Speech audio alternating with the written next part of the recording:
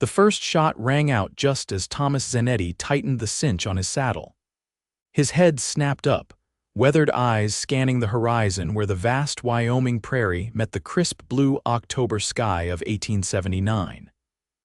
The second shot came quickly after, and Thomas's hand moved instinctively to the Colt revolver at his hip, worn smooth from years of handling but rarely drawn these days. He listened, the wind carrying nothing but the soft rustle of autumn grass. Then it came the unmistakable sound of horse hooves pounding the earth, growing louder as they approached his small ranch. Thomas mounted his bay stallion with the fluid movement of a man who'd spent most of his 42 years in the saddle. He rode to the crest of the small hill that overlooked his property, squinting against the setting sun. A lone rider approached, kicking up dust that glowed amber in the fading light. Something was off about the silhouette. It seemed too large, unbalanced. As the distance closed, Thomas saw why. The rider, a woman, had a child clutched before her on the saddle. "Please." Her voice carried on the wind before he could make out her features. "Please help us." Thomas spurred his horse down the hill, closing the distance quickly. The woman's mare was lathered with sweat, sides heaving from what must have been a hard, desperate ride. "Whoa there," Thomas called, reaching for the mare's bridle as they met. "Easy now." The woman's face was partially hidden by a travel-worn bonnet, but he could see her eyes wide with fear and something else he couldn't quite place. She clutched a small child, no more than 5 or 6, to her chest. The child's face was buried against her shoulder. "They're coming," she gasped, her breath ragged. "Please, we need shelter." Thomas didn't hesitate. Years of living on the frontier had taught him to act first and ask questions later when lives were at stake. "Follow me to the house. We'll get you inside." As they rode the short distance to his cabin, Thomas cast frequent glances backward, searching for signs of pursuit. The woman rode close behind, her mare struggling to keep pace. His cabin came into view, a modest but sturdy structure with a small barn and corral nearby. Smoke rose from the chimney where he'd left a fire burning that morning.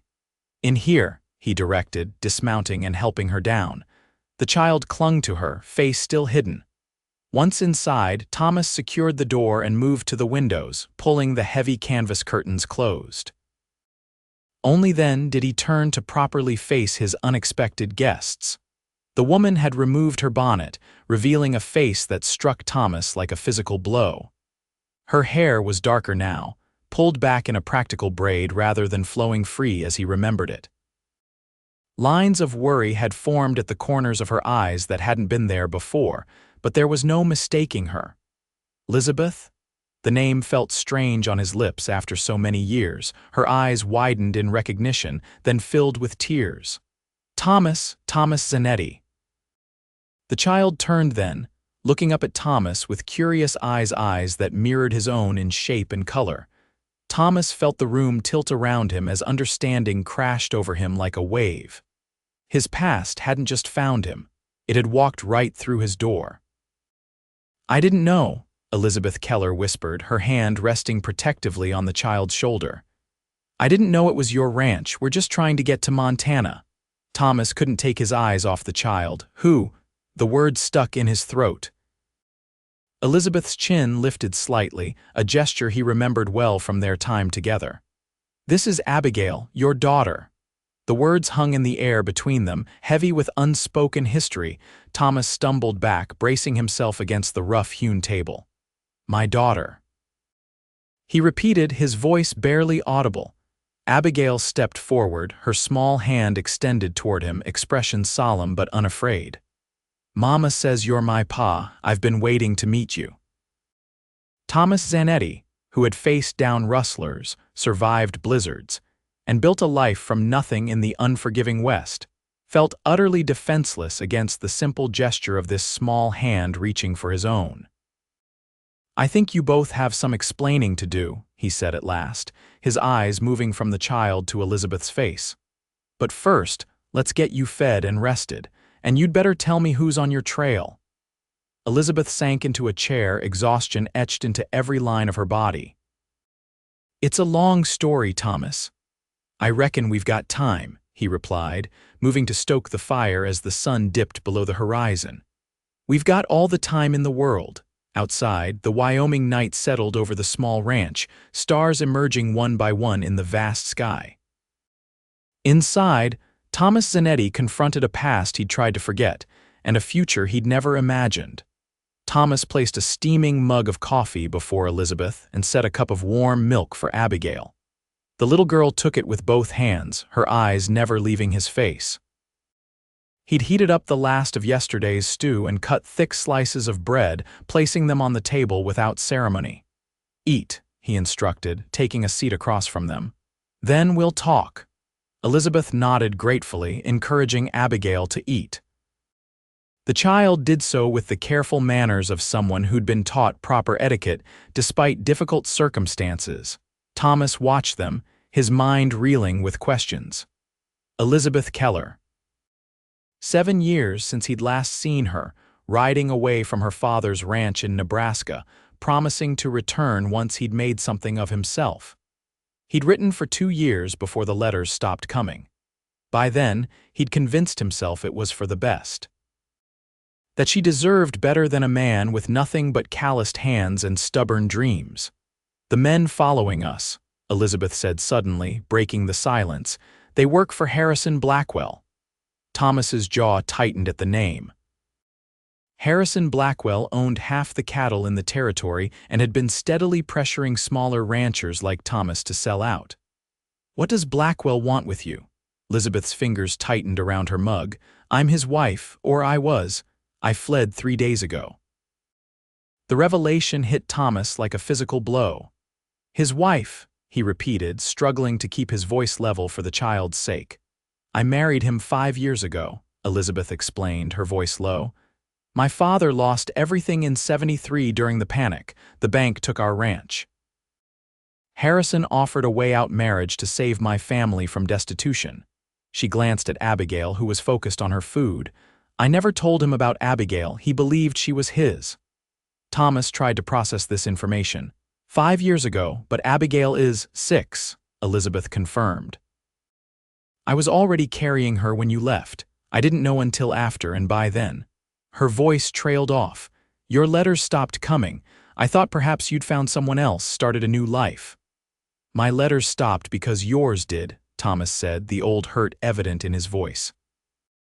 "I wrote for 2 years with no reply." Elizabeth's eyes widened. "I never received any letters after the first year. My father must have." She closed her eyes briefly. "It doesn't matter now. What matters is that Harrison discovered the truth about Abigail. He found letters I'd kept, figured out she wasn't his. He was enraged." Her hand moved unconsciously to her cheek, and Thomas noticed for the first time the fading bruise partially hidden by her hair. A surge of anger rose in his chest. "Did he hurt the child too?" "No," Elizabeth said quickly. "But he threatened to. Said he'd send her away to an orphanage back east. I couldn't let that happen. We fled that night." "Where were you heading?" Thomas asked.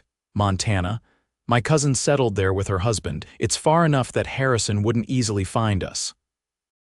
Thomas nodded slowly, his mind already calculating distances, supplies needed, safe routes.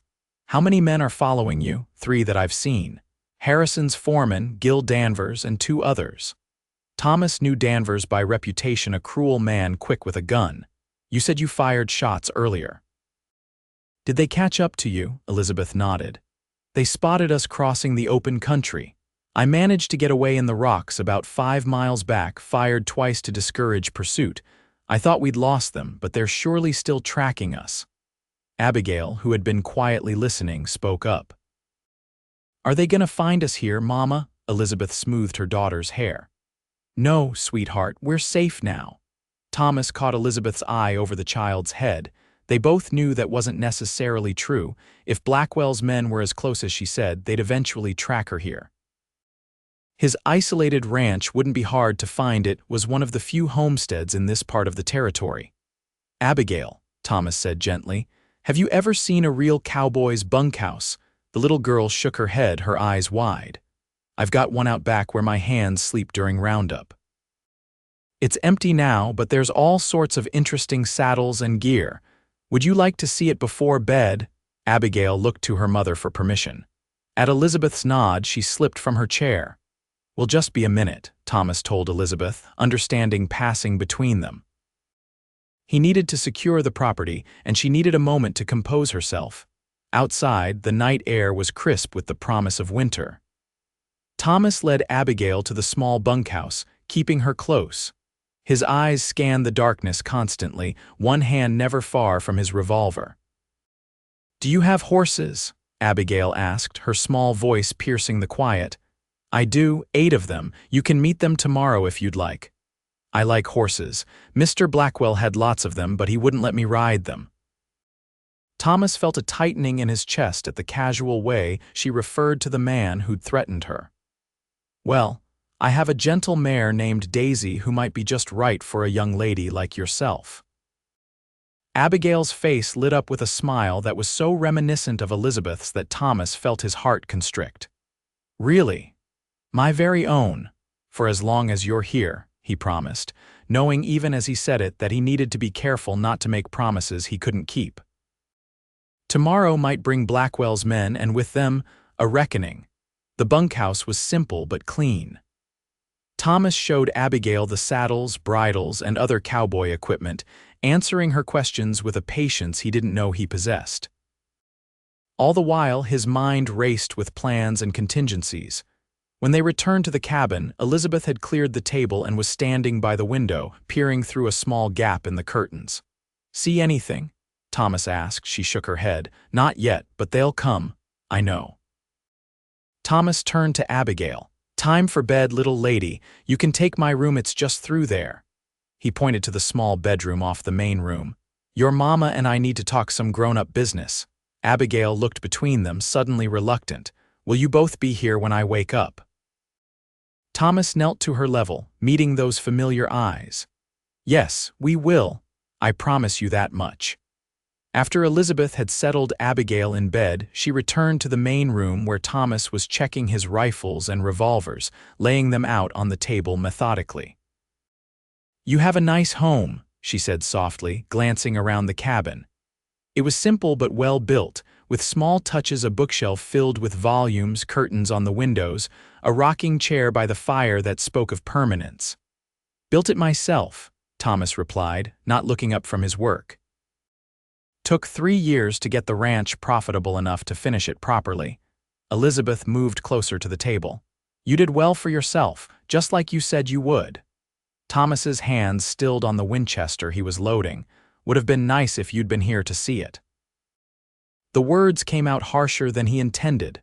"Thomas," Elizabeth began, but he cut her off. "No, I'm sorry, that's not fair." He set the rifle down and finally looked at her. "You did what you had to do to survive, I understand that. Do you?" She held his gaze. "Because I'm not sure I do. I made choices I regret. Marrying Harrison was one of them. Not finding you to tell you about Abigail was another." Thomas ran a hand through his hair. "Did you try?" "I sent 2 letters to the address I had for you in Colorado. They came back marked recipient unknown." By then, my father was forcing the match with Harrison, after the wedding. She shook her head. "Harrison kept me isolated, controlled who I saw, where I went. It took me 5 years to find the courage to leave." "What changed, Abigail?" Elizabeth's voice softened. "When he threatened her, something inside me broke free. I realized I'd endure anything for myself, but I wouldn't let him hurt her." She paused. "She's so much like you, Thomas, stubborn, kind, braver than she should be." Thomas felt a complicated mix of emotions: pride, sadness, anger at lost years. "I wish I'd known." "So do I." Elizabeth moved to the window again. "What do we do now?" Thomas joined her, careful to stay out of sight as he peered into the darkness. "At first light, I'll ride out, see if I can track Blackwell's men. If they're close, we need to know. And if they are, then we leave. Head north toward Montana like you planned, but by a route they won't expect." Elizabeth turned to him. You'd leave your ranch." "It's just land and timber, Elizabeth. Replaceable." He looked toward the bedroom where Abigail slept. "Some things aren't." A silence fell between them, filled with unspoken words and mischances. You should get some rest, Thomas said finally. Take my bed with Abigail, I'll keep watch. Elizabeth hesitated, then nodded. Wake me in a few hours, you'll need sleep too. As she turned to go, Thomas spoke again. Liz, the old nickname slipped out before he could stop it. Why did you fire those shots earlier? If you were trying to lose them, gunfire would only give away your position. A ghost of a smile touched her lips. I wasn't trying to warn them off, I was signaling for help. 2 shots has always been a distress call out here. I didn't know whose land we were on, but I hoped. She shrugged. Frontier hospitality. And instead you found me. Thomas couldn't help but note the irony. Maybe it wasn't instead, Elizabeth said quietly. Maybe it was exactly what was supposed to happen.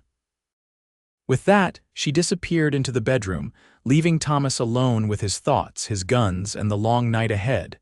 Thomas settled into the chair by the window, rifle across his lap. The cabin was quiet save for the occasional pop from the fireplace. His mind wandered to the bedroom where his daughter slept, his daughter, a concept still so foreign he could barely grasp it. He tried to picture Abigail as an infant, her first steps, first words. All moments lost to him forever. Then he thought of Elizabeth, alone and pregnant, believing he'd abandoned her, forced into marriage with a man like Harrison Blackwell. His knuckles whitened on the rifle. The name Blackwell was well known throughout the territory. The man had built his empire through means both legal and otherwise, crushing smaller ranchers, buying judges and sheriffs. Thomas had managed to avoid direct confrontation so far, but he'd heard stories about men who refused to sell their land disappearing, about rivals finding their water sources mysteriously contaminated, their fences cut and cattle scattered. And Elizabeth had been married to such a man for 5 years. A sound outside pulled him from his thoughts. Thomas stiffened, listening intently. It came again, the soft whinny of a horse, not from his corral but farther out, perhaps near the tree line. He moved silently to the door, easing it open just enough to slip through. The night was clear, stars providing just enough light to make out the shapes of buildings and the distant line of trees. Thomas crouched in the shadow of the porch, eyes scanning methodically. There a flicker of movement near the western edge of his property. Thomas waited, patient as only a man who'd spent years in the wilderness could be. The movement came again, and this time he was certain a rider, moving slowly along the tree line, keeping to the shadows. Thomas retreated into the cabin, closing the door silently behind him. Elizabeth stood in the bedroom doorway, wrapped in a shawl, her expression questioning. "One rider," Thomas whispered. "Scouting, the others won't be far behind." "What do we do?" "Pack anything you and Abigail need." "We'll leave before dawn." Elizabeth nodded, disappearing back into the bedroom. Thomas moved quickly, gathering supplies: jerky, hardtack, coffee, ammunition. He strapped on his gun belt and shoulder holster, then pulled on his heavy coat. From a loose floorboard beneath the table, he retrieved a canvas bag that clinked with the sound of coins, his life savings. Nearly $2,000 in gold eagles and silver dollars. Elizabeth emerged with a half-asleep Abigail bundled in a blanket and a small carpetbag in hand. "Is there anything else you need from your things?" Thomas asked. "Our saddlebags are still on my horse. Everything important is there." Thomas nodded. "I'll saddle the horses. Stay inside, away from the windows." The barn was dark, but Thomas knew every inch of it by heart. He worked quickly, saddling his bay stallion, Buck, and the gentle mare, Daisy, for Elizabeth and Abigail. He chose a sturdy pack horse for their supplies, then led all 3 animals to the back of the cabin where they'd be hidden from view of the tree line. When he re-entered the cabin, Elizabeth had Abigail fully dressed and was helping her into a coat that was too thin for the Wyoming autumn. "Here," Thomas said, retrieving a small sheepskin jacket from a hook by the door. "This might fit her." Elizabeth took it gratefully. "It's perfect, thank you." "It was mine when I was about her age. My mother kept it, and I never could bring myself to get rid of it." He didn't add that sometimes, on lonely nights, he'd imagined a child of his own wearing it someday. As Elizabeth helped Abigail into the jacket, Thomas packed the last of their supplies. "We'll head north through Sullivan's Pass. It's rough country, but there's a trapper's cabin about 15 miles in where we can rest during the day, then we'll push on toward the Montana border." "Will they follow us into Montana?" Thomas secured the pack.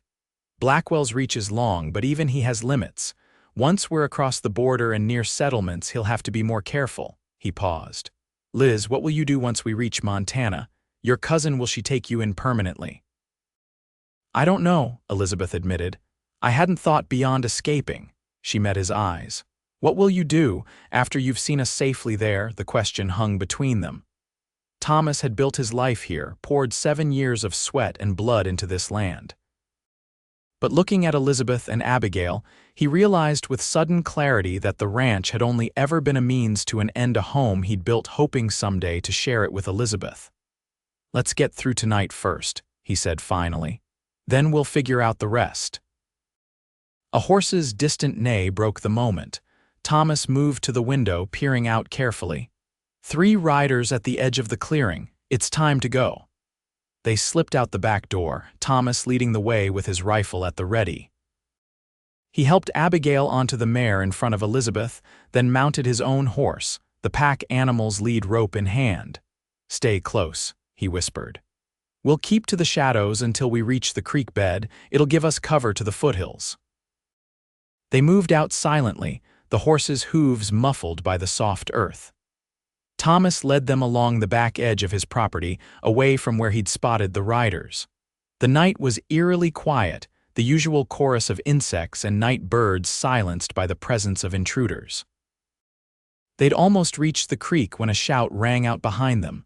"There, by the creek, ride," Thomas urged, spurring Buck forward. "Don't stop." Elizabeth needed no further encouragement. She kicked her mare into a gallop, holding Abigail securely before her. Thomas followed, glancing back to see 3 riders emerging from the trees, giving chase. The thunder of hooves filled the night as they raced across the open ground toward the foothills. A shot cracked through the air, the bullet whistling past harmlessly. "Too far for accuracy," Thomas called to Elizabeth. "Just keep riding." They reached the first rise of the foothills, the terrain growing steeper and more treacherous. Thomas knew these lands intimately, every gully, every ridge, every hidden path. Their pursuers did not. He led them through a narrow ravine, then up a steep trail that twisted between rocky outcroppings. Behind them, their pursuers were forced to slow as they navigated the unfamiliar terrain. "There's a cutback just ahead," Thomas called to Elizabeth. "Follow it down to the river." "I'll be right behind you." Elizabeth guided her mare down the hidden trail while Thomas dismounted quickly, removing his bandana. He tied it to a scrub bush where it would catch the eye of their pursuers, then fired a shot into the air before remounting and following Elizabeth down the cutback trail. The trick would buy them precious minutes. The men would follow the more visible trail, expecting to catch up to them, only to find themselves on a ridge with nowhere to go but back the way they came. When Thomas caught up to Elizabeth at the river, she was breathing hard but composed, Abigail clinging to her. "Are you both all right?" he asked, riding alongside. Elizabeth nodded. "Abigail's scared but unhurt." "You're doing great, Abigail," Thomas assured the child. "You're being very brave." The little girl looked at him with wide, solemn eyes. "Are the bad men still coming?" "They're still back there, but we're smarter than they are," Thomas said with more confidence than he felt. "Now we need to ride through the water for a while to hide our tracks. Can you hold on tight to your mama?" Abigail nodded, her small hands clutching Elizabeth's arms around her. They rode in the shallow river for nearly a mile before Thomas led them back onto land where the rocky terrain would leave minimal tracks. Behind them, the sounds of pursuit had faded, but Thomas knew it wouldn't last. Danvers was renowned as a tracker. As the first light of dawn broke over the eastern horizon, they reached the base of Sullivan's, past a narrow, winding trail through the mountains that few knew existed. Thomas had discovered it years ago while tracking a wounded elk and had kept its existence to himself. "We'll rest the horses here for a few minutes." Thomas said, dismounting and helping Elizabeth and Abigail down. "There's water in that spring." While the horses drank, Thomas took stock of their situation. They'd put several miles between themselves and Blackwell's men, but the real challenge would be the pass itself. It was steep and narrow in places, with few opportunities to rest. "The trapper's cabin is about halfway through," he told Elizabeth as she massaged her lower back, clearly stiff from the hard ride. "We should reach it by midday if we push on now." Elizabeth nodded, but Thomas could see the exhaustion in her face. She'd been fleeing for days already with little rest. "Here," he said, offering his canteen. "Drink. There's jerky in my saddlebag if you're hungry." While Elizabeth saw to Abigail, Thomas climbed a nearby rock formation to scan their back trail. The valley lay spread out below, bathed in the golden light of dawn. In the distance, he could make out 3 small figures on horseback, methodically quartering the ground. "They're still tracking," he reported when he returned, "but they're heading north along the main valley." "They don't know about the pass. Will that give us enough time to reach Montana?" Thomas considered this. "The pass comes out about 20 miles south of the territorial line. If we push hard, we could cross into Montana by tomorrow night." He looked at Abigail, who was drowsily leaning against her mother. "But it'll be hard going, especially for the little one." "She's stronger than she looks," Elizabeth said, pride evident in her voice. "She's had to be." Thomas felt a surge of anger at the circumstances that had forced such resilience on his child, mixed with pride at her courage. "Let's get moving then. The sooner we're through the pass, the better." The pass was as challenging as Thomas remembered a narrow trail that switchbacked up the mountainside, often with sheer drops on one side. He led the way, constantly checking back to ensure Elizabeth and Abigail were managing. The little girl was now fully awake, her eyes wide as she took in the spectacular views of the mountains. "Look, Mama," she exclaimed as an eagle soared overhead. "It's so big." "Yes, it is," Elizabeth agreed, smiling despite their circumstances. "This is Golden Eagle country. Your father once told me all about them." Thomas, riding ahead, felt a warmth spread through his chest at hearing Elizabeth refer to him as Abigail's father so naturally. It was still new, this role, but with each passing hour it felt more real. They stopped briefly at midday when they reached a small plateau. The horses were tired, and Thomas knew they needed to conserve their strength for the difficult terrain ahead.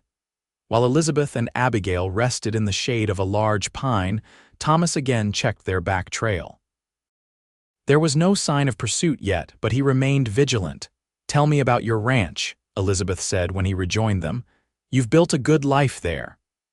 Thomas settled beside them, accepting the jerky Elizabeth offered. "It's not much compared to Blackwell's spread, but it's mine."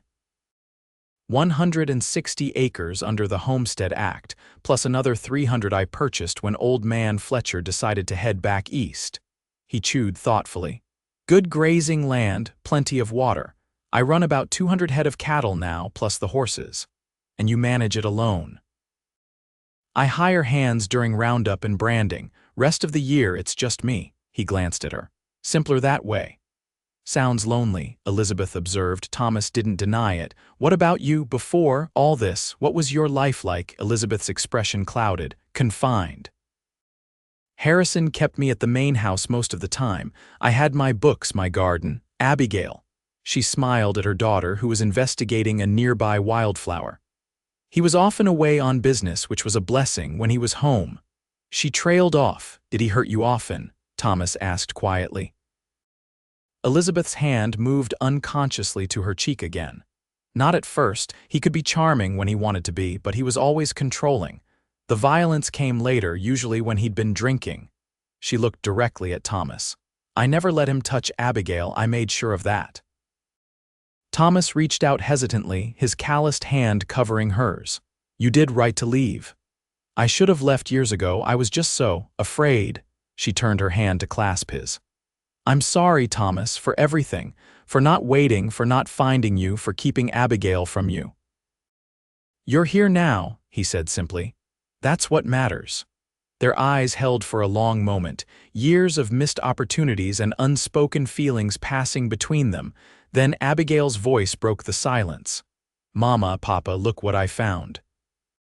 Both turned at the sound of Papa, emotions crossing their faces in quick succession: surprise from Thomas, tender understanding from Elizabeth.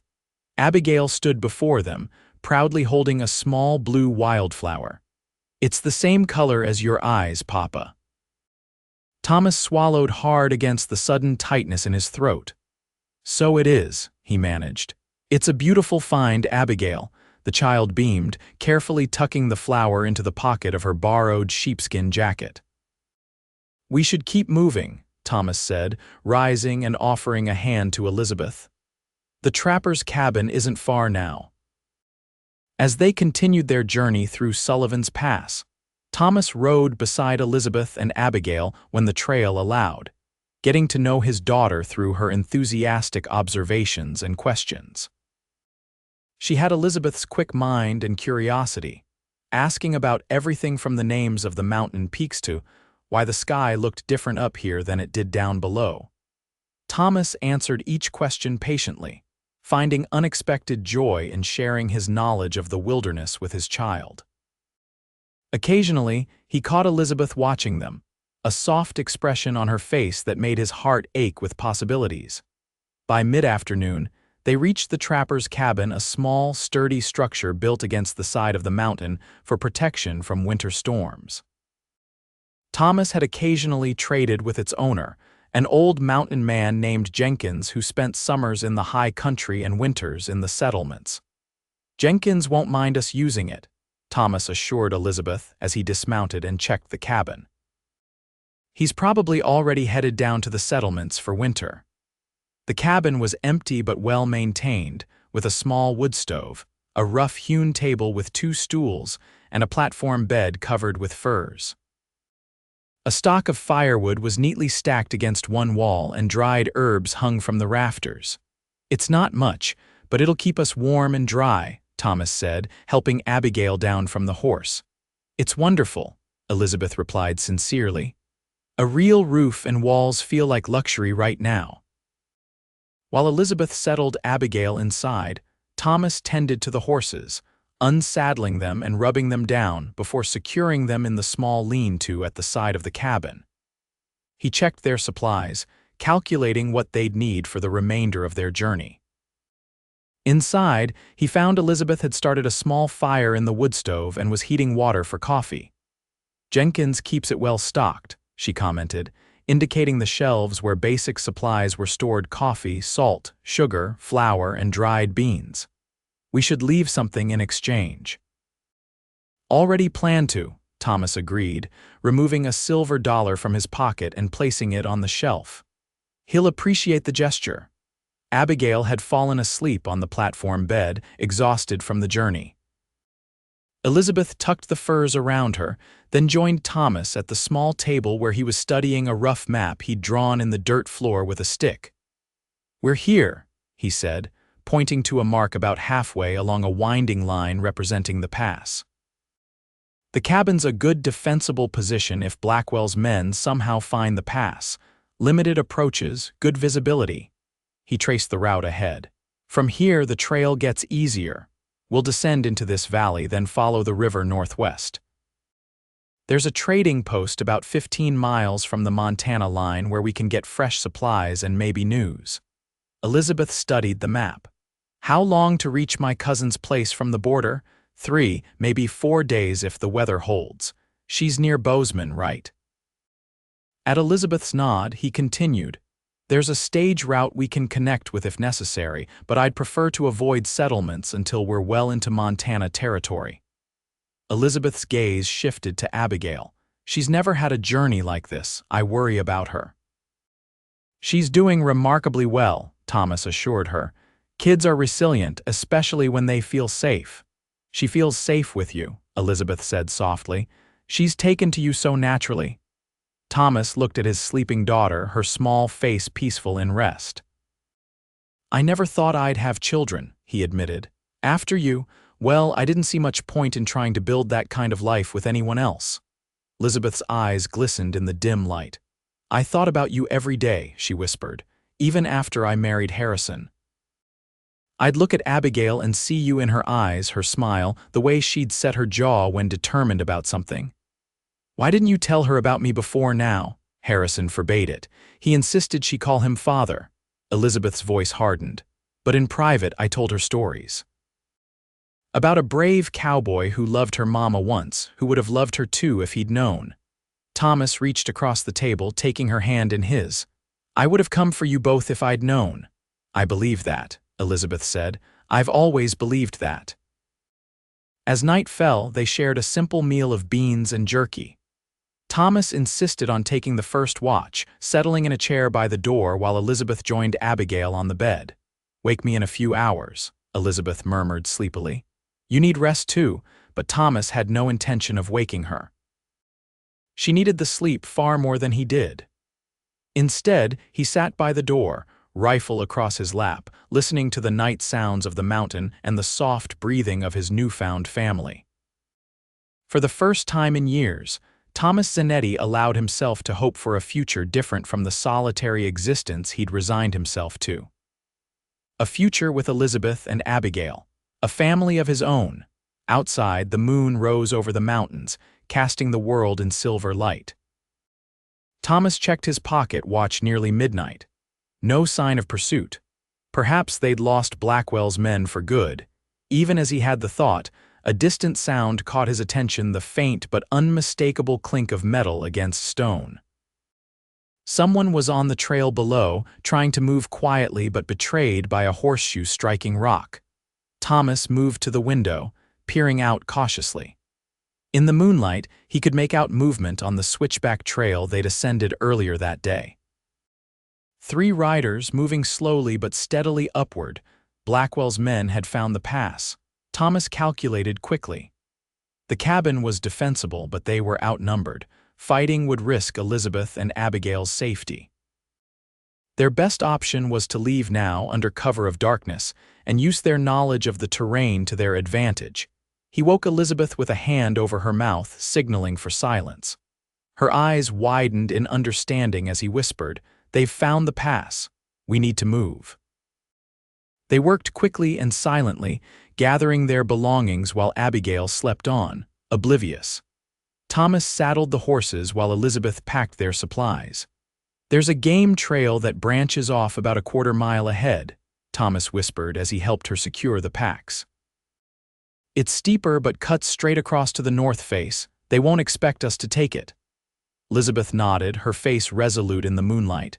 "How far behind are they?" "Maybe an hour, but they're moving cautiously. We have time if we hurry."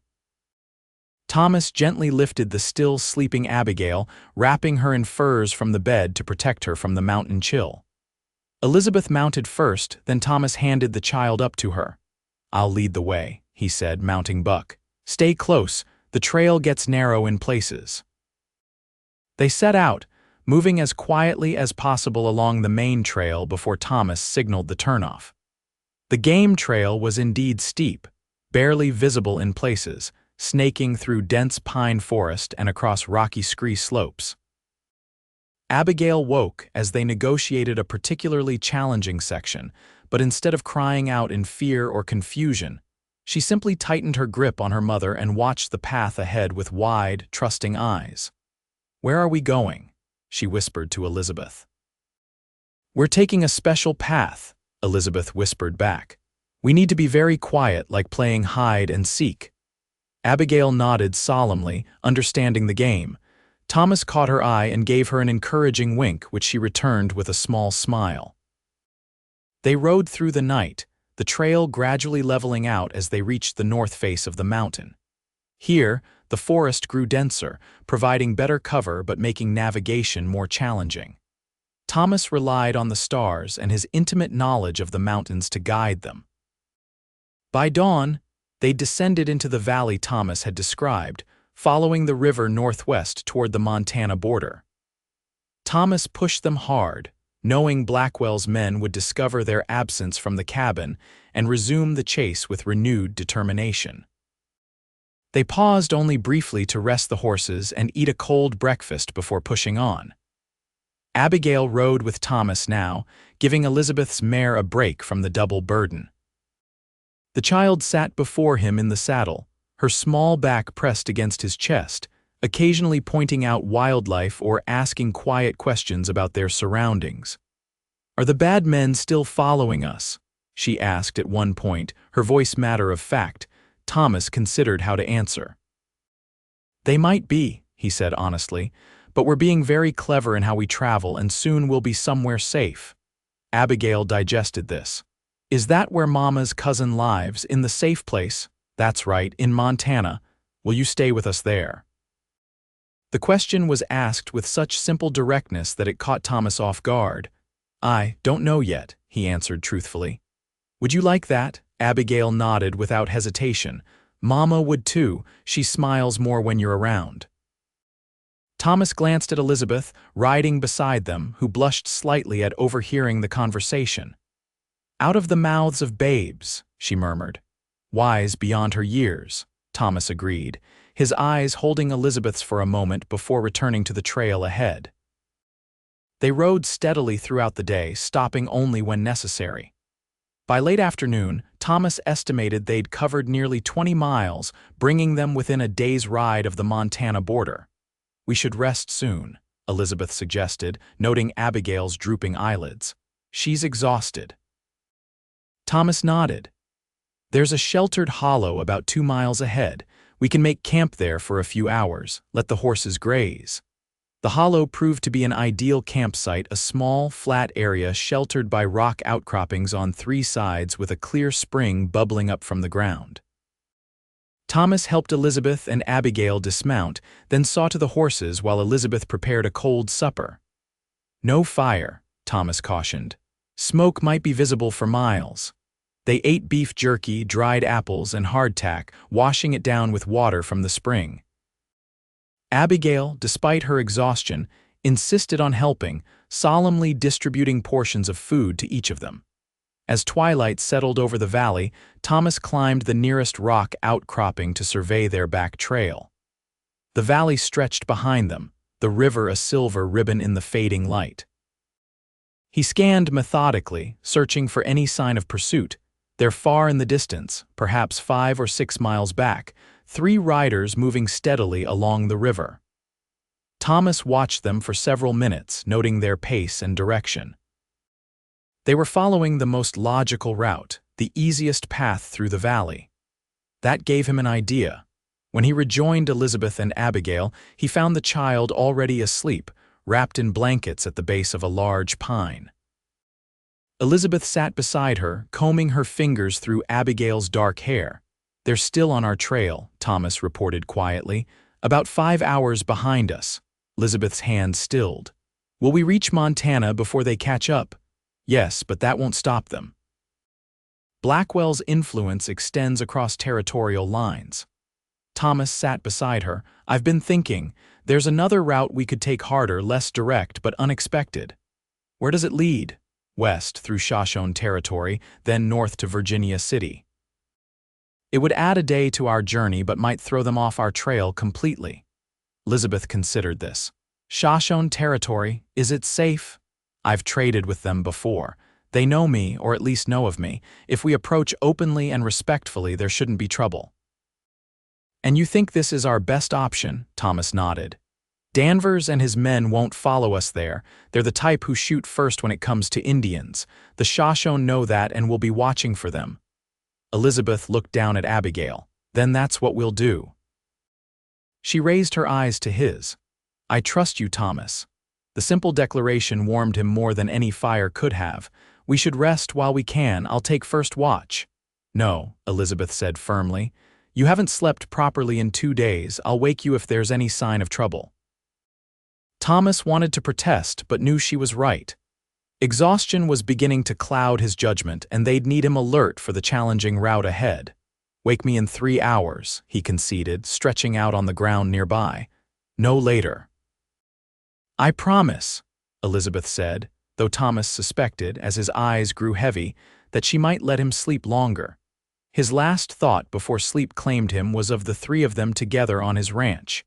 Abigail running through the meadow while he and Elizabeth watched from the porch of the cabin. It was an image so vivid, so right, that it followed him into dreams.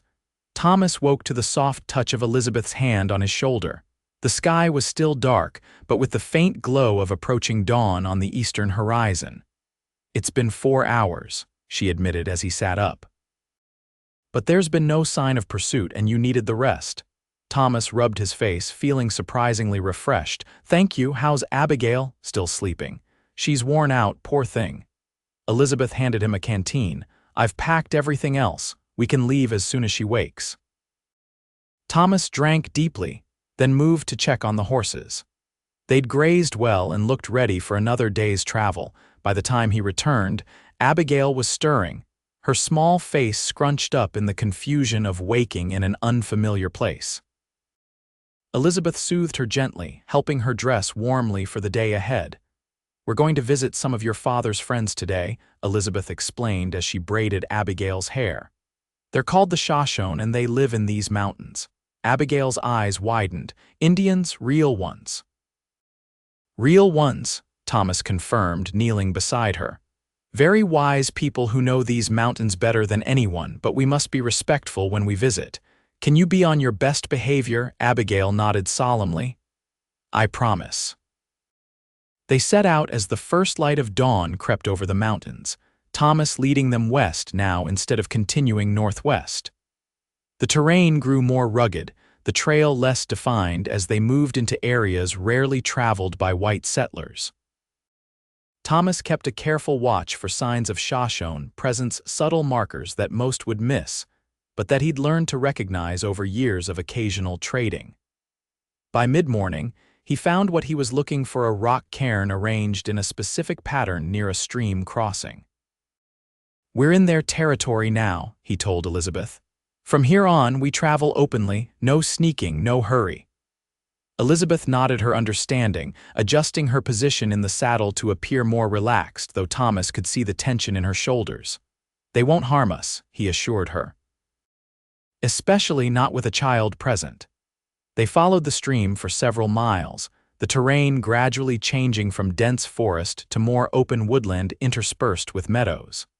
Thomas pointed out various plants and their uses to Abigail, who absorbed the information with eager interest. It was near noon when Thomas sensed rather than saw that they were being observed.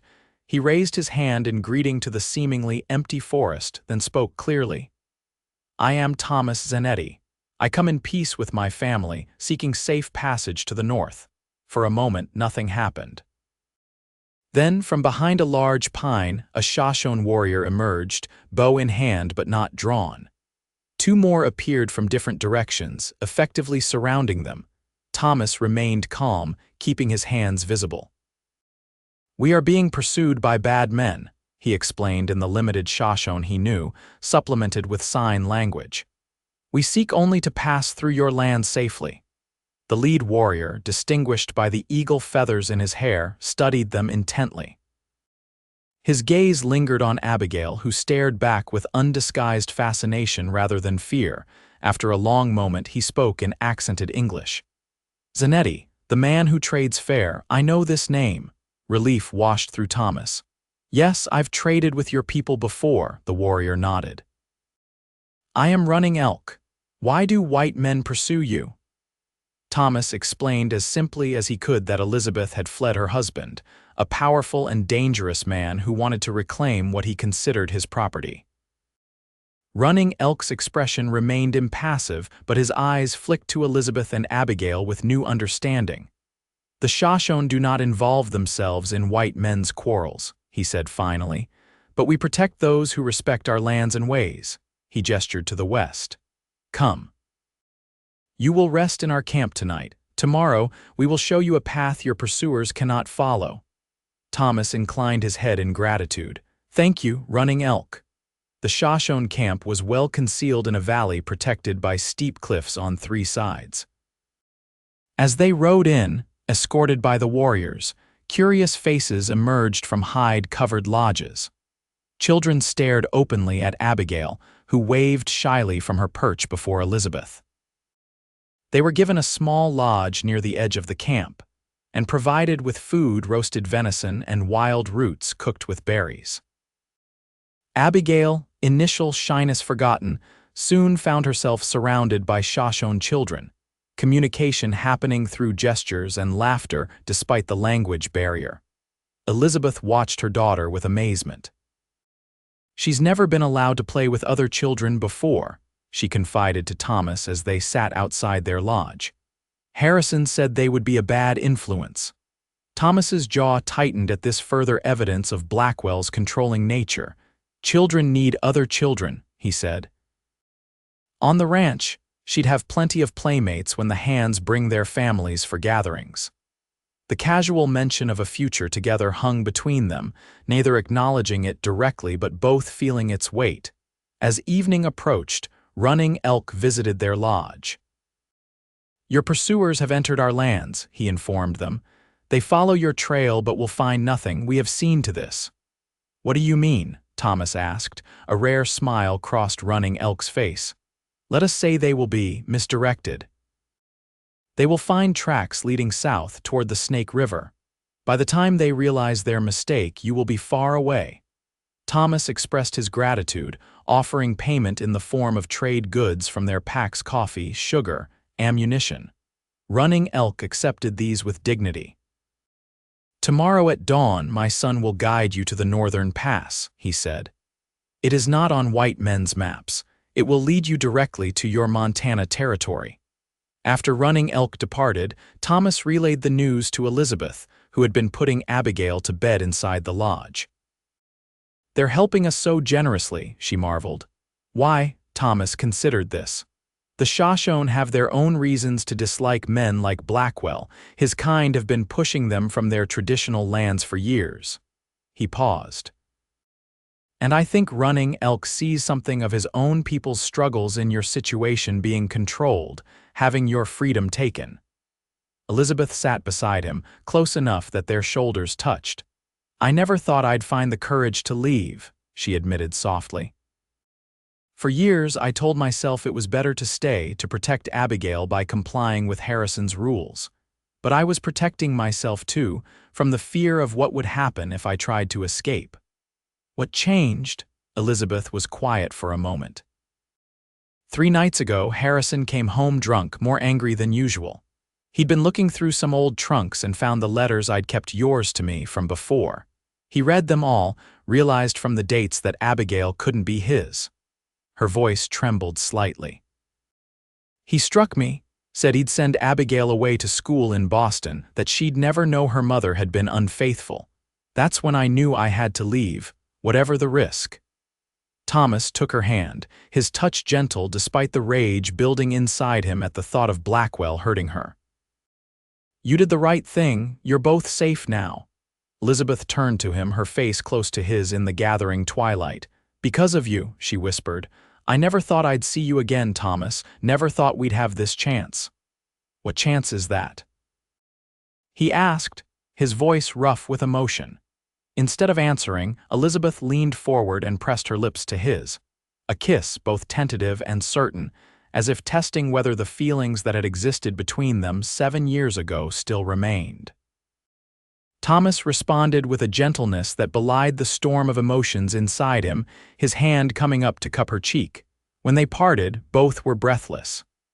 "That chance," Elizabeth said softly. Thomas rested his forehead against hers. "Liz, when this is over, when you're safe in Montana. I want you and Abigail to come back with me, to the ranch, to stay, as your family," she asked, needing to hear the words. "As my wife and daughter," he confirmed, "if you'll have me." Elizabeth's answer was in her kiss, more certain this time, full of promise and possibility.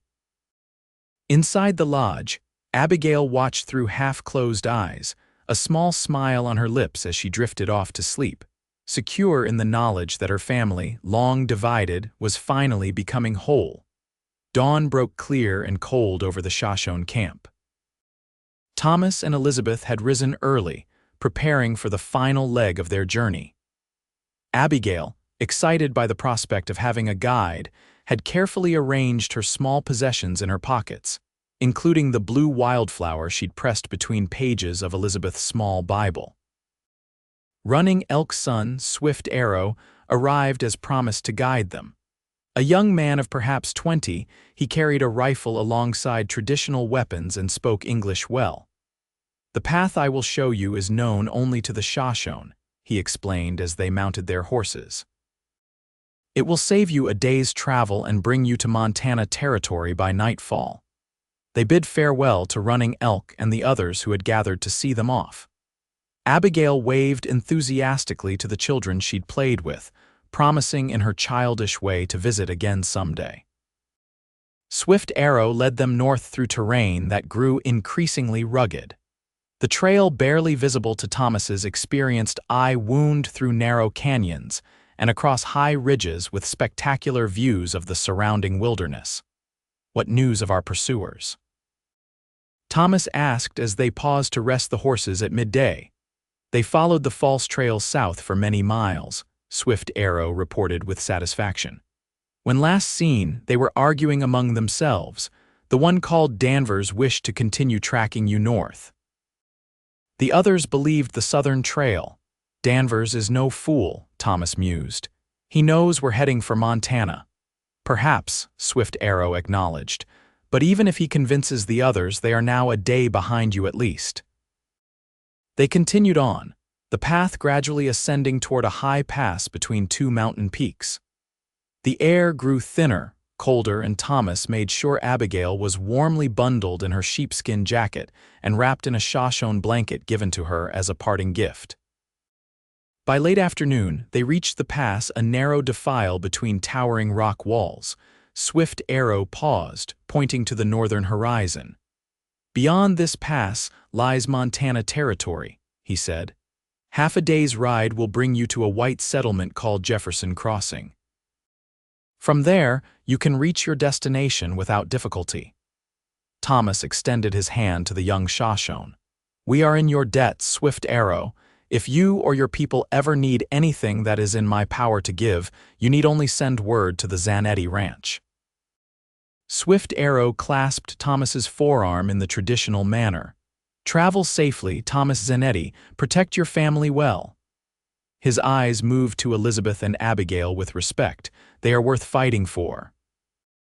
With that, he turned his horse and began the journey back to his people, leaving the three travelers to continue through the pass alone.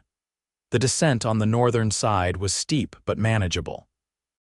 As the sun began to set, they reached the foothills and Thomas pointed to lights twinkling in the distance. "Jefferson Crossing," he said. "We'll find lodging there tonight, then continue to your cousin's place tomorrow." Elizabeth's face showed her relief. "We made it," she breathed. "I can hardly believe it." "Believe it," Thomas said, reaching across to squeeze her hand. "The worst is behind us now." Jefferson Crossing proved to be a small but bustling settlement, primarily a trading post that had grown to include a hotel, saloon, blacksmith, and several other businesses serving travelers and local ranchers. Thomas led them directly to the hotel, a two-story wooden structure with a wide porch and clean windows. The proprietor, a stout woman with graying hair and shrewd eyes, looked them over carefully when they entered. "Room for the night?" she inquired, her gaze lingering on Abigail's tired face.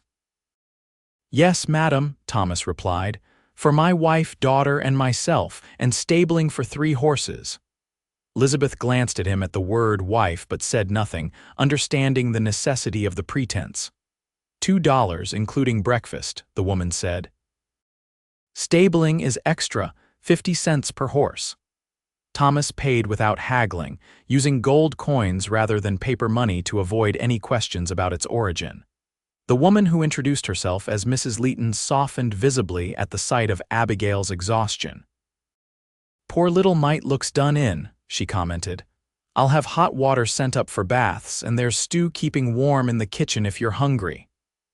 "That would be much appreciated," Elizabeth said with genuine gratitude. Their room was simple but clean: a large bed, a small trundle that could be pulled out for Abigail, a washstand with basin and pitcher, and a rocking chair by the window. After days on the trail, it seemed luxurious. While Elizabeth helped Abigail bathe and change into a clean nightgown from their packs, Thomas went downstairs to arrange for their dinner to be brought up. He also inquired casually about the road to Bozeman, learning it was a straightforward 2-day journey from Jefferson Crossing. When he returned to the room, he found Abigail already asleep in the trundle bed and Elizabeth sitting by the window, her damp hair loose around her shoulders. She'd changed into a clean dress, one of only 2 she'd managed to bring in her hasty flight. "She fell asleep the moment her head touched the pillow," Elizabeth said softly, looking at her daughter. "Poor thing has been so brave." "She takes after her mother," Thomas observed, setting the tray of food on the small table. "Mrs.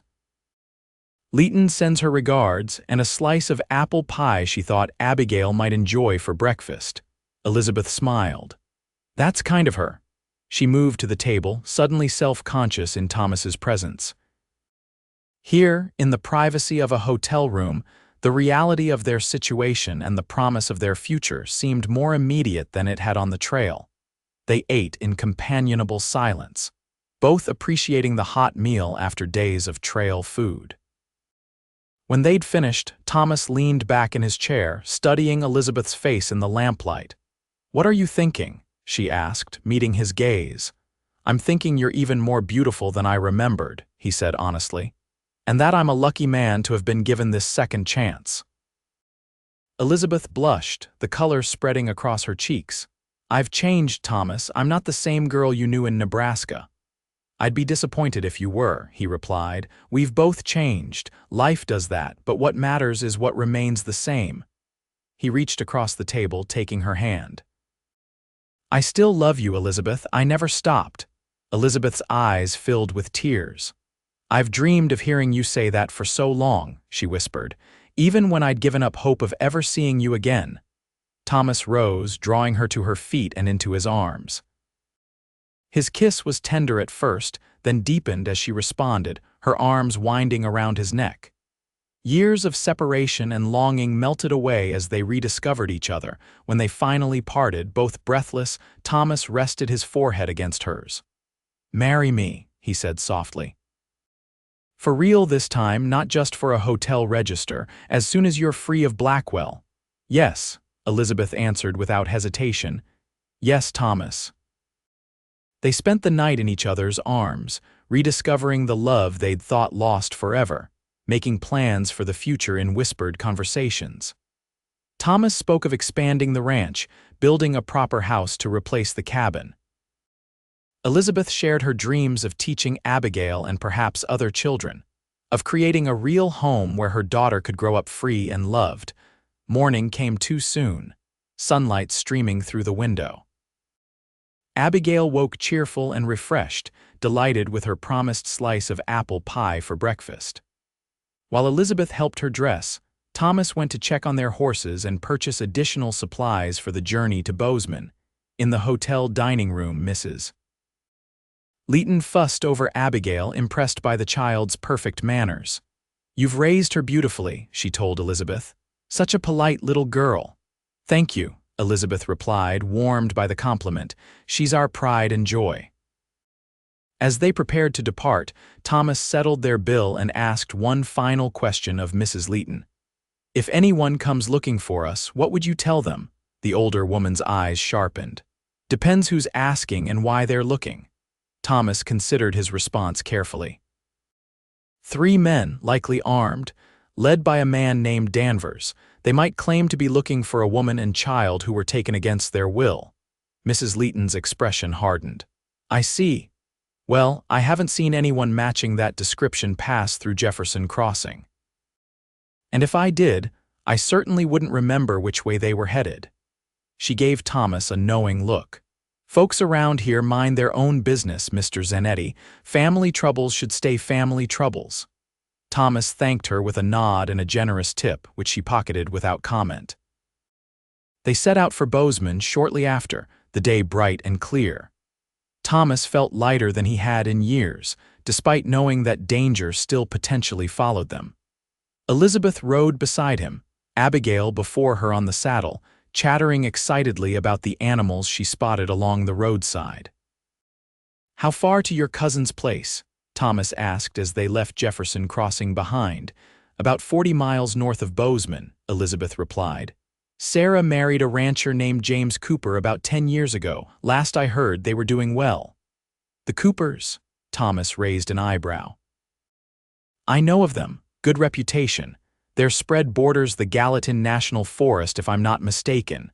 Elizabeth nodded. "That's them. Sarah and I were close as girls. She's the only family member who opposed my marriage to Harrison. She saw through him from the beginning. Smart woman." "Yes." "I should have listened to her," Elizabeth sighed. "But that's in the past now. We're looking forward, not back." They made good time that day, the road to Bozeman being well-traveled and maintained. By nightfall, they'd covered nearly half the distance and found lodging at a small way station that catered to travelers. The following day passed uneventfully, the Montana landscape unfolding before them in breathtaking vistas of mountains, forests, and rolling grasslands. Thomas found himself imagining what it would be like to build a life here with Elizabeth and Abigail if returning to Wyoming proved too dangerous. They reached Bozeman by late afternoon, a surprisingly bustling town that served as a commercial hub for the surrounding ranches and farms. Thomas suggested they spend the night there before continuing to the Cooper Ranch the next day. "It might be best to send word ahead," he advised as they checked into the Western Hotel. "Your cousin should know we're coming." Elizabeth agreed, and Thomas arranged for a message to be delivered to the Cooper Ranch that evening. The note was simple: "Elizabeth and daughter arriving tomorrow, accompanied by Thomas Zanetti. All is well." That night, as Abigail slept peacefully in a small adjoining room, Thomas and Elizabeth discussed their next steps. "We should be prepared for Blackwell to find us eventually," Thomas said pragmatically. "Men like him don't give up easily, especially when their pride is wounded." Elizabeth nodded, her face solemn in the lamplight. "I know, but I won't go back to him, Thomas." "Never, you won't have to," Thomas assured her. "There are legal means to end a marriage, especially given how he treated you. It may take time, but it can be done." "And then?" Elizabeth asked, her eyes searching his. "And then we build our life together," Thomas replied simply. "Whether here in Montana or back in Wyoming, that's for us to decide together." Elizabeth leaned against him, drawing comfort from his solid presence. "I never thought I'd have this chance at happiness again." Thomas pressed a kiss to her hair. "Neither did I, but here we are." "Here we are," she echoed, smiling up at him. The next morning brought a response from the Cooper Ranch delivered to their hotel. The message was brief but clear. "Welcome. James and I will meet you at Gallatin Crossing noon today. Bring all your belongings, Sarah." "Gallatin Crossing?" Thomas questioned as they read the note over breakfast. "It's a bridge about halfway to their ranch," Elizabeth explained. "Sarah must have a reason for meeting us there rather than waiting at the ranch." Thomas nodded thoughtfully. "Let's be prepared for anything." They departed Bozeman by mid-morning, following the well-marked road north toward the Cooper Ranch. Abigail, excited at the prospect of meeting family she'd only heard about in stories, rode with Thomas, pointing out interesting sights along the way. Gallatin Crossing proved to be a sturdy wooden bridge spanning a swift-flowing river. As they approached, Thomas spotted two riders waiting on the far side, a woman with auburn hair and a tall, broad-shouldered man. "Sarah," Elizabeth called out, spurring her horse forward. The reunion between the cousins was emotional, with tears and laughter as they embraced.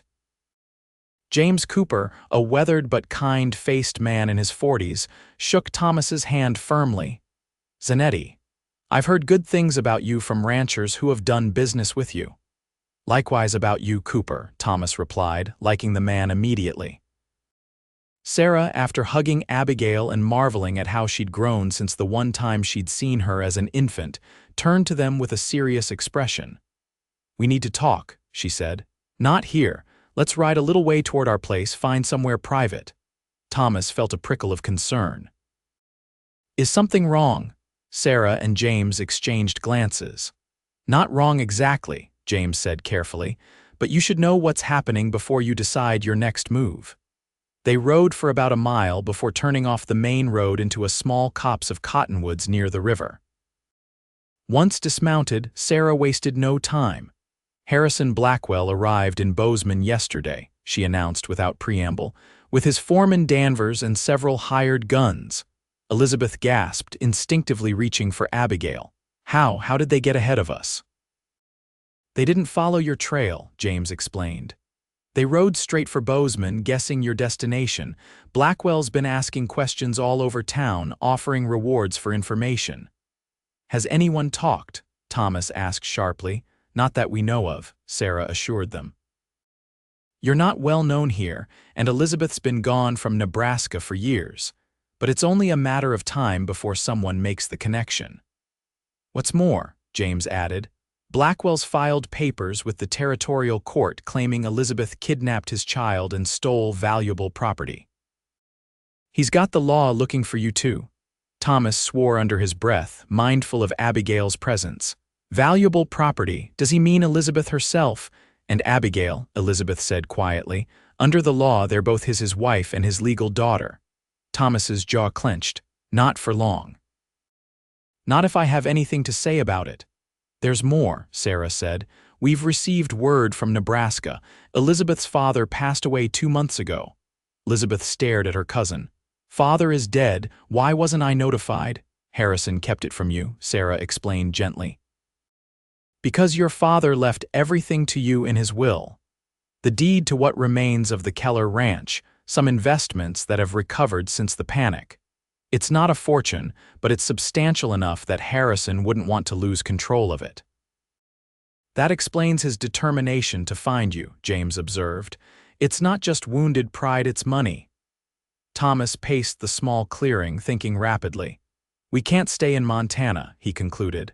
Blackwell has too much influence here and with the law already involved. What about California? Sarah suggested. Or even Canada, Elizabeth shook her head firmly. I won't spend my life running. I won't raise Abigail that way. She turned to Thomas. There has to be another way. Thomas stopped pacing, an idea forming. There is, but it's risky. What do you propose? James asked. We confront Blackwell directly, Thomas said. On our terms, not his. Elizabeth's eyes widened in alarm.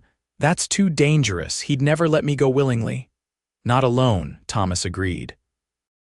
But with witnesses, with evidence of his mistreatment, with the support of respected citizens. It changes the equation. James nodded slowly, understanding. A public confrontation where he can't use force without revealing his true nature. Exactly. In front of the territorial judge with affidavits from people who have witnessed his behavior. Thomas looked at Sarah. You opposed the marriage. Did you ever see how he treated Elizabeth? Yes, Sarah confirmed grimly. I visited once 3 years ago. I saw the bruises she tried to hide, saw how he controlled her every move. I'd testify to that. And others would too, Elizabeth said, hope kindling in her eyes. His housekeeper, Mrs. Finch, she treated my injuries more than once. And Reverend Thornton's wife, she saw Harrison strike me at a social gathering when he thought no one was looking. Thomas nodded. We build our case carefully, then present it to the judge. Request an annulment on grounds of cruelty and compulsion with evidence that your father forced the match. What about Abigail? Elizabeth asked, her hand protectively on her daughter's shoulder. Harrison knows she's not his now. He could use that against me. No, Thomas said firmly. That works in our favor. If he publicly acknowledges she's not his child, he has no claim to her at all. And I can prove paternity. How will you arrange this confrontation? James asked practically. Blackwell won't walk into a trap willingly. Thomas smiled grimly. We don't set a trap. We walk into his on our own terms with preparation and support. The plan came together quickly.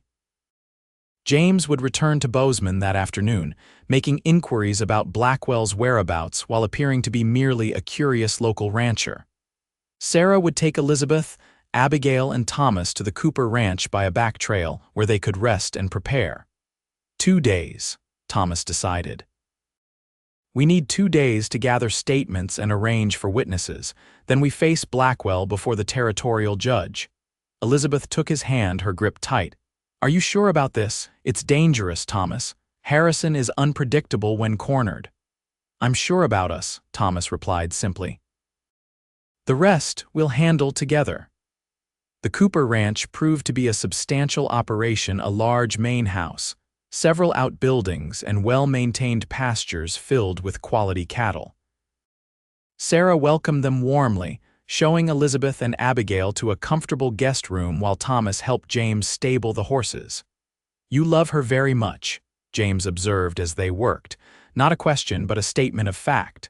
Since she was 17 and I was 23, Thomas confirmed. Never stopped, even when I thought I'd lost her forever, James nodded approvingly. Good, she deserves happiness after what she's endured. He paused, then added, You should know that Sarah and I will stand with you against Blackwell, whatever comes. Thomas extended his hand. Thank you. That means more than I can say. That evening, over a hearty dinner, they refined their strategy. James had contacts in the legal profession who could advise them on the strongest approach for Elizabeth's case. Sarah knew several prominent women in Bozeman society who would be sympathetic to Elizabeth's situation and might add their support. The key is to make this as public as possible, Thomas emphasized. Blackwell thrives on secrecy and intimidation. We need to shine a light on who he really is. And if he resorts to violence? Sarah asked the question they'd all been thinking. Thomas's expression hardened. Then he'll find I'm prepared for that too. Late that night, after Abigail had been tucked into bed, Elizabeth found Thomas on the porch, staring at the star-filled Montana sky. Penny for your thoughts, she said, joining him at the railing. Just thinking about how far we've come, he replied, putting an arm around her shoulders. In more ways than one. Elizabeth leaned into him. Are you having second thoughts about confronting Harrison? No. But I am thinking about what comes after. Thomas turned to face her. When this is over, when you're free, I want us to be a proper family, Liz. I want to give Abigail my name. I want to build that house I promised you 7 years ago. I want that too, Elizabeth whispered. More than anything. Thomas reached into his pocket, withdrawing something small that gleamed in the moonlight, a simple gold ring with a modest diamond. I bought this in Bozeman yesterday.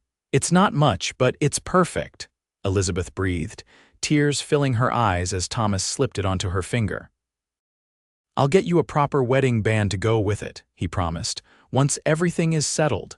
Elizabeth looked up at him, her heart in her eyes. I don't need anything fancy, Thomas. I just need you and Abigail and a peaceful life together. Thomas pulled her close, sealing their promise with a kiss that held all the longing of their years apart and all the hope for their future together. The next day was a flurry of activity. James returned from Bozeman with valuable information. Blackwell had taken rooms at the Grand Hotel and had already filed formal papers with the territorial judge seeking the return of his wife and child, and arrest warrants for Thomas on charges of abduction and theft. The judge has set a hearing for tomorrow morning, James reported. Blackwell's pulling strings, but Judge Harmon has a reputation for fairness. He's agreed to hear both sides before issuing any warrants. That's our opportunity, Thomas said. We'll be there with our witnesses and evidence. Sarah had been equally productive, returning from visits to several prominent Bozeman families with promises of support. Mrs. Calloway was particularly incensed, she reported with satisfaction. She's known Harrison Blackwell for years and says she's long suspected he mistreated his wife. She'll be there tomorrow, and she's bringing several other ladies from the church society. Elizabeth spent the day writing a detailed account of her marriage to Blackwell, the isolation, the control, the gradual escalation to physical abuse. The document was painful to create but necessary. Thomas stayed by her side throughout, offering silent support as she relived the worst moments of those 5 years. Abigail, meanwhile, was blissfully unaware of the tension, delighted to explore the Cooper Ranch under Sarah's watchful eye. She'd taken an immediate liking to James, who taught her how to feed the chickens and collect eggs, treating the simple chores as grand adventures. That evening, as they finalized their plans for the next day, a rider arrived at the Cooper Ranch, the local doctor, summoned by Sarah earlier. "Doctor Maxwell is an old friend," she explained as she showed him in, "and he's willing to provide a medical opinion if needed." The doctor, a dignified man with kind eyes and gray-streaked hair, spoke privately with Elizabeth for nearly an hour. When they emerged from the study, his expression was grave but determined. "Mrs. Blackwell has shared her history with me," he told Thomas and the Coopers. "I've documented evidence of past injuries consistent with her account. I'll testify to this if the judge requires it." "Thank you, Doctor," Thomas said sincerely. "This may make all the difference." After the doctor departed, they made one final review of their strategy for the next day.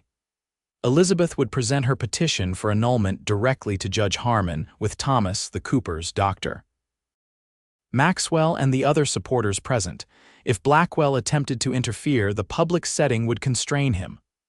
"What if he brings his men?" Elizabeth worried. "What if there's violence?" "The sheriff will be present at any formal hearing," James assured her. "And Blackwell knows better than to start trouble in front of the judge. His power comes from appearing respectable." As they prepared for bed, Thomas took Elizabeth aside. "Whatever happens tomorrow," he said quietly, "know that I'll protect you and Abigail with my life if necessary." Elizabeth touched his face gently. "I know, that's what frightens me most." Thomas covered her hand with his own. "Trust me, Liz, we'll get through this together." "Together," she repeated, drawing strength from the word and the man who spoke it. The Bozeman Courthouse was an imposing structure of red brick with white columns flanking the entrance. By 9 o'clock the next morning, it was already buzzing with activity as the town's citizens arrived for the day's proceedings. Thomas, Elizabeth, and Abigail arrived with the Coopers shortly before the hearing was scheduled to begin. Elizabeth wore her best dress, a dark blue that brought out the color of her eyes, with her hair neatly arranged. Abigail, understanding that something important was happening, was on her best behavior, holding tightly to her mother's hand. Thomas, in a clean shirt and his least worn coat, kept a vigilant eye on their surroundings as they entered the courthouse. Dr. Maxwell joined them in the corridor, along with Mrs. Calloway and several other prominent Bozeman ladies who had come to show their support. "Judge Harmon is a good man," Mrs. Calloway assured Elizabeth. "My husband has known him for years. He doesn't bow to pressure or influence." "Thank you for coming," Elizabeth said gratefully.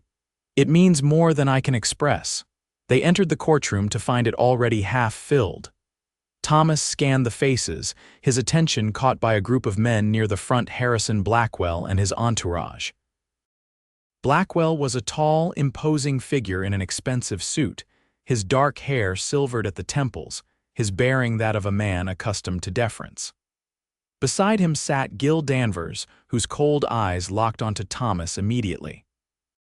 Several other men, clearly hired guns attempting to look respectable, flanked them. Elizabeth tensed as she spotted her husband. Thomas placed a reassuring hand at the small of her back, guiding her and Abigail to seats on the opposite side of the courtroom, surrounded by their supporters. "All rise for the Honorable Judge William Harmon," the bailiff announced, and the room fell silent as the judge entered and took his seat. Judge Harmon was a lean, stern-faced man with piercing eyes that seemed to miss nothing. He surveyed the courtroom briefly before speaking.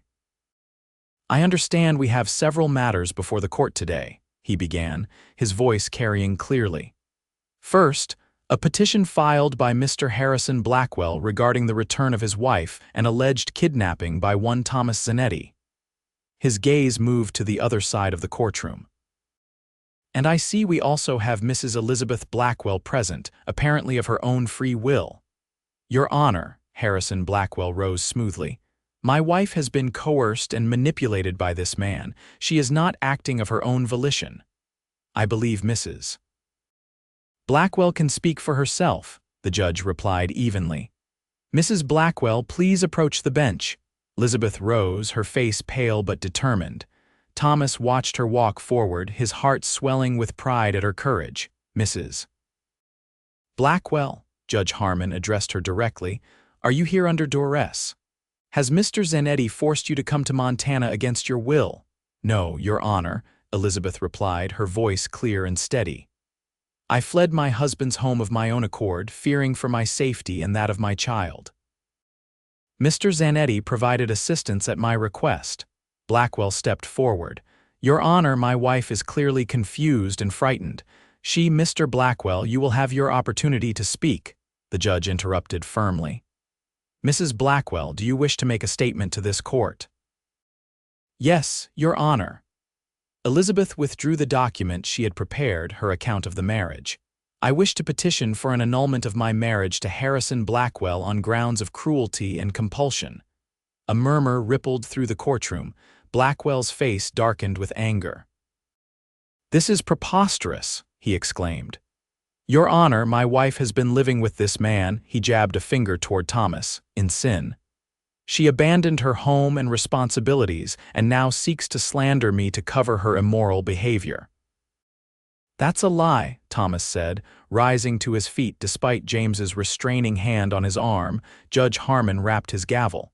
"Order, Mr. Zanetti, you will have your turn to speak." He turned back to Elizabeth. "Mrs. Blackwell, these are serious allegations.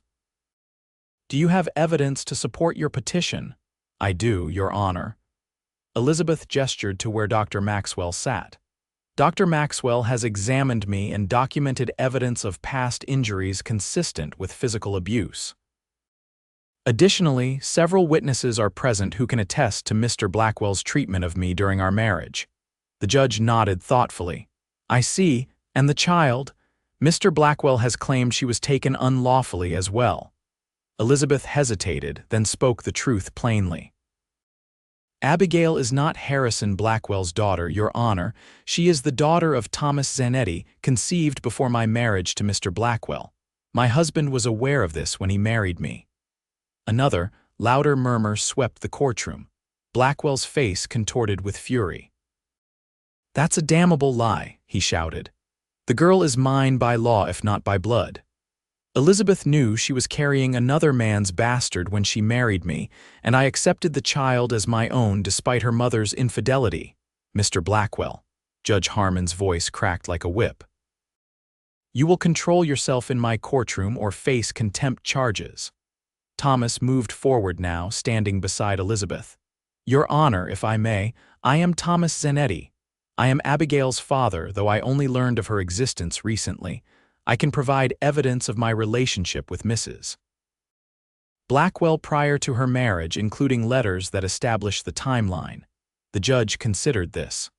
"This complicates matters considerably. Mr. Blackwell, if the child is not biologically yours, on what grounds do you claim custody?" Blackwell straightened, regaining his composure. "By law, Your Honor. I acknowledged the child as mine when I married her mother. I've provided for her, educated her, given her my name. She is mine in every way that matters before the law." "And yet you threatened to send her away to an orphanage," Elizabeth interjected, her voice shaking with controlled anger. "That is why I fled, Your Honor. When Harrison discovered the truth about Abigail's paternity, he threatened to separate us forever." "More lies," Blackwell dismissed with a wave of his hand. "Your Honor, my wife has been unstable for some time. I've consulted physicians about her condition. Her flights of fancy and paranoid accusations are symptoms of her feminine hysteria." At this, Mrs. Calloway rose from her seat. "Your Honor, if I may speak." Judge Harmon nodded, curiosity evident in his expression. "You are Margaret Calloway, Your Honor. My husband is Bozeman's bank president. I have known Harrison Blackwell for many years, and I have witnessed firsthand his controlling behavior toward his wife." Her voice carried the weight of social authority. "At the governor's reception last spring, I observed Mr. Blackwell grasp Mrs. Blackwell's arm with such force that it left marks, and I heard him threaten her with punishment if she spoke to certain gentlemen again." Other women in the group nodded their agreement, several rising to offer similar observations from social gatherings. Blackwell's confident facade began to crack. "These women are inventing stories, Your Honor." They've been poisoned against me by your own actions, Harrison, Sarah Cooper interrupted, stepping forward. I am Sarah Cooper, Elizabeth's cousin. I visited their home 3 years ago and witnessed bruises on Elizabeth's face and arms that she attempted to conceal. When I confronted Harrison, he ordered me to leave and forbade Elizabeth any further contact with me or other family members. The courtroom had grown utterly silent, all eyes on the judge as he absorbed this testimony. Thomas stood protectively beside Elizabeth, aware of Danvers and the other men watching them with barely concealed hostility. Judge Harmon leaned back in his chair, regarding Blackwell with cool assessment. Mr. Blackwell, these are serious accusations from respectable members of the community. What do you say in your defense? Blackwell's charm resurfaced, though it seemed brittle now. Your Honor, a man's household is his domain. I may have been stern with my wife at times, but only for her own protection and guidance. As for the child, he glanced at Abigail, who was watching the proceedings with solemn attention from her seat beside James Cooper. I simply wished to provide her with the best education available, which would naturally require her to attend boarding school in the East. Against her mother's wishes, the judge pressed. A wife should submit to her husband's judgment in such matters, Blackwell replied stiffly. Judge Harmon's expression revealed nothing as he considered all he had heard. Finally, he spoke. This is a complex case that requires careful consideration. However, certain matters can be addressed immediately. He turned to Elizabeth. Mrs. Blackwell, I am granting you temporary separation from your husband pending full investigation of your petition for annulment. You will remain in the custody of your cousin, Mrs. Cooper, until this matter is resolved. Blackwell started to protest, but the judge silenced him with a raised hand. As for the child, given the circumstances and Mr. Blackwell's own admission that she is not his biological daughter, I am placing her in her mother's care for now. Judge Harmon looked directly at Thomas. Mr. Zanetti, you claim paternity of the child. I do, Your Honor, Thomas confirmed. And you are willing to provide for her? Yes, Your Honor. I have a successful ranch in Wyoming territory and am financially capable of supporting both Abigail and her mother. The judge nodded. Very well. Mr. Blackwell, you are hereby restrained from approaching or contacting Mrs. Blackwell or the child until this court has made its final determination. Any violation of this order will result in your immediate arrest. This is outrageous, Blackwell exploded. You can't, I can and I have, Judge Harmon interrupted sharply. The law may grant husbands significant authority, Mr. Blackwell, but it does not permit cruelty or abuse. This court will reconvene in 1 week to hear further evidence and make a final ruling on Mrs. Blackwell's petition. With that, he rapped his gavel and rose, signaling the end of the hearing.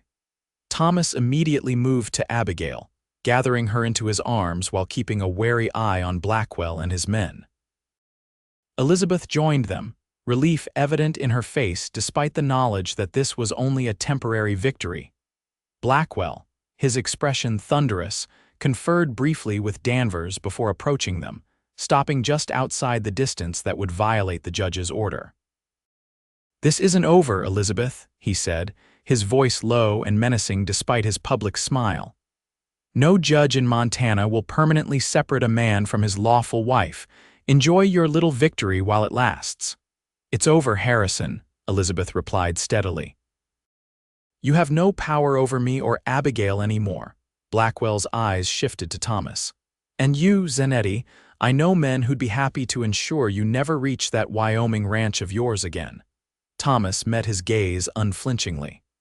I'd reconsider that threat, Blackwell. Judge Harmon might be interested to hear you're planning to violate his order. The standoff might have escalated further had James and the sheriff not approached at that moment. Blackwell, recognizing the futility of continuing, stepped back. 1 week, he said softly. We'll see who the judge believes after I present my evidence. With that, he turned and left the courthouse, Danvers and the others following in his wake. That went better than expected, James observed as they watched Blackwell depart. For now, Thomas agreed, "but he won't give up easily." Elizabeth clutched Abigail's hand tightly. "What do we do now?" "We prepare for next week," Thomas replied, "and we stay vigilant.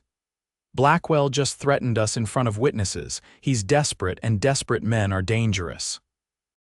They left the courthouse surrounded by their supporters, Sarah organizing the ladies into a protective circle around Elizabeth and Abigail, while Thomas and James kept watch for any sign of Blackwell's men.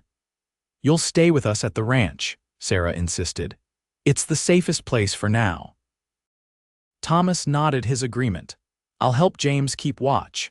Blackwell might decide to ignore the judge's order if he thinks he can get away with it." As they made their way back to the Cooper Ranch, Thomas couldn't shake the feeling that this confrontation was far from over. Blackwell had too much at stake: his pride, his reputation, and now, apparently, Elizabeth's inheritance. Men like that didn't surrender easily, especially not to the woman who had defied them and the man who had helped her escape. But looking at Elizabeth and Abigail, seeing the relief and hope in their faces, Thomas knew he would face whatever came next with everything he had. He'd found his family after years of solitude, and he wasn't going to lose them again, not to Harrison Blackwell or anyone else. The days following the hearing passed in tense anticipation.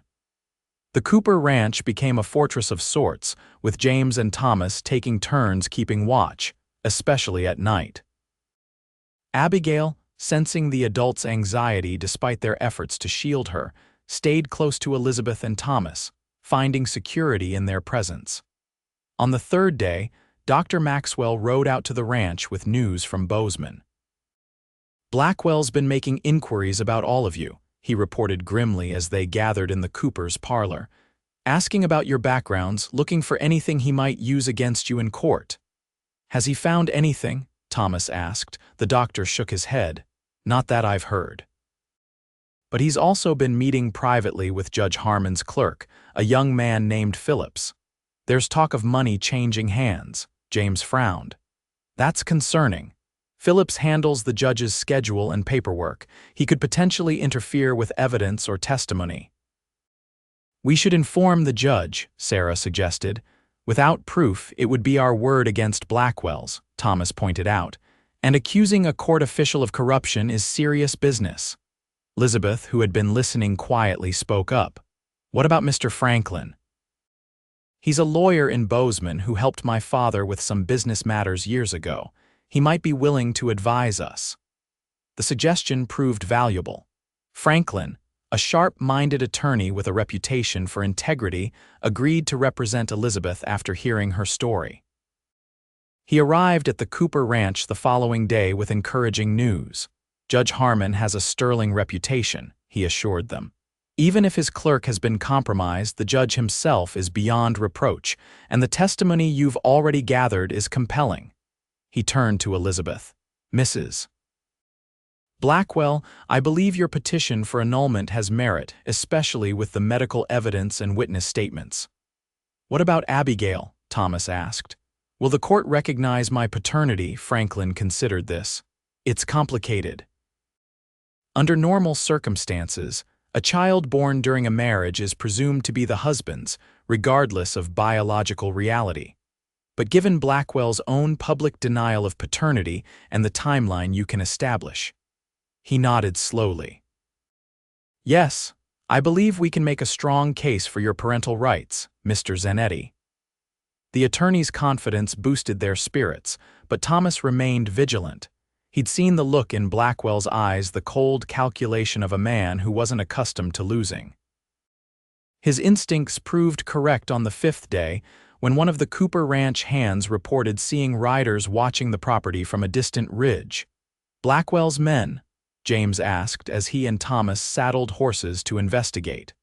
"Most likely," Thomas replied grimly. "He's letting us know he's watching." They found no one when they reached the ridge, but the tracks were clear. 3 riders had indeed been observing the ranch, probably for hours. "They're testing our defenses," Thomas observed as they returned, "seeing how we respond, learning our routines." "You think they're planning something?" James asked. Thomas nodded grimly. Blackwell struck me as a man who doesn't like to lose if he thinks the court might rule against him. He might take matters into his own hands, James concluded. They doubled the watch that night, with two of James's most trusted hands joining the rotation. Thomas checked his weapons meticulously, cleaning his rifle and revolvers by lamplight while Elizabeth sat nearby, mending one of Abigail's dresses. "You're expecting trouble," she observed quietly, not a question but a statement. "Just being cautious," Thomas replied, not wanting to worry her unnecessarily. "Blackwell seems the type to explore all his options." Elizabeth set aside her sewing. "I've been thinking about after the hearing, after the judge's decision." She met his eyes. "If he rules in our favor, what then?" Thomas set his rifle aside, moving to sit beside her. "Then we do what we planned. Get married, return to Wyoming, build our life together." He took her hand, his thumb brushing over the engagement ring he'd given her.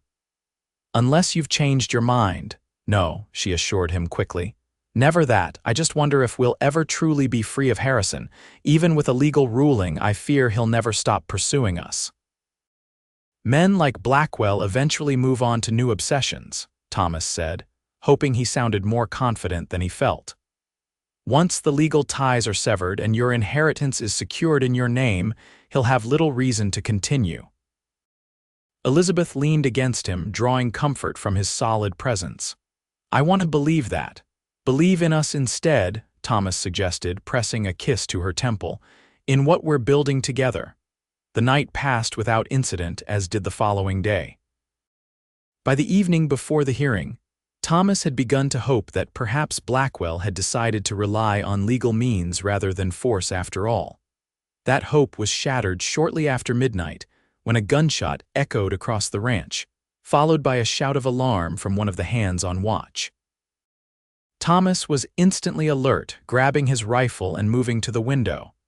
Outside, he could see the orange glow of flames. The hay barn on the far side of the property was ablaze. "It's a diversion," he realized immediately. "James."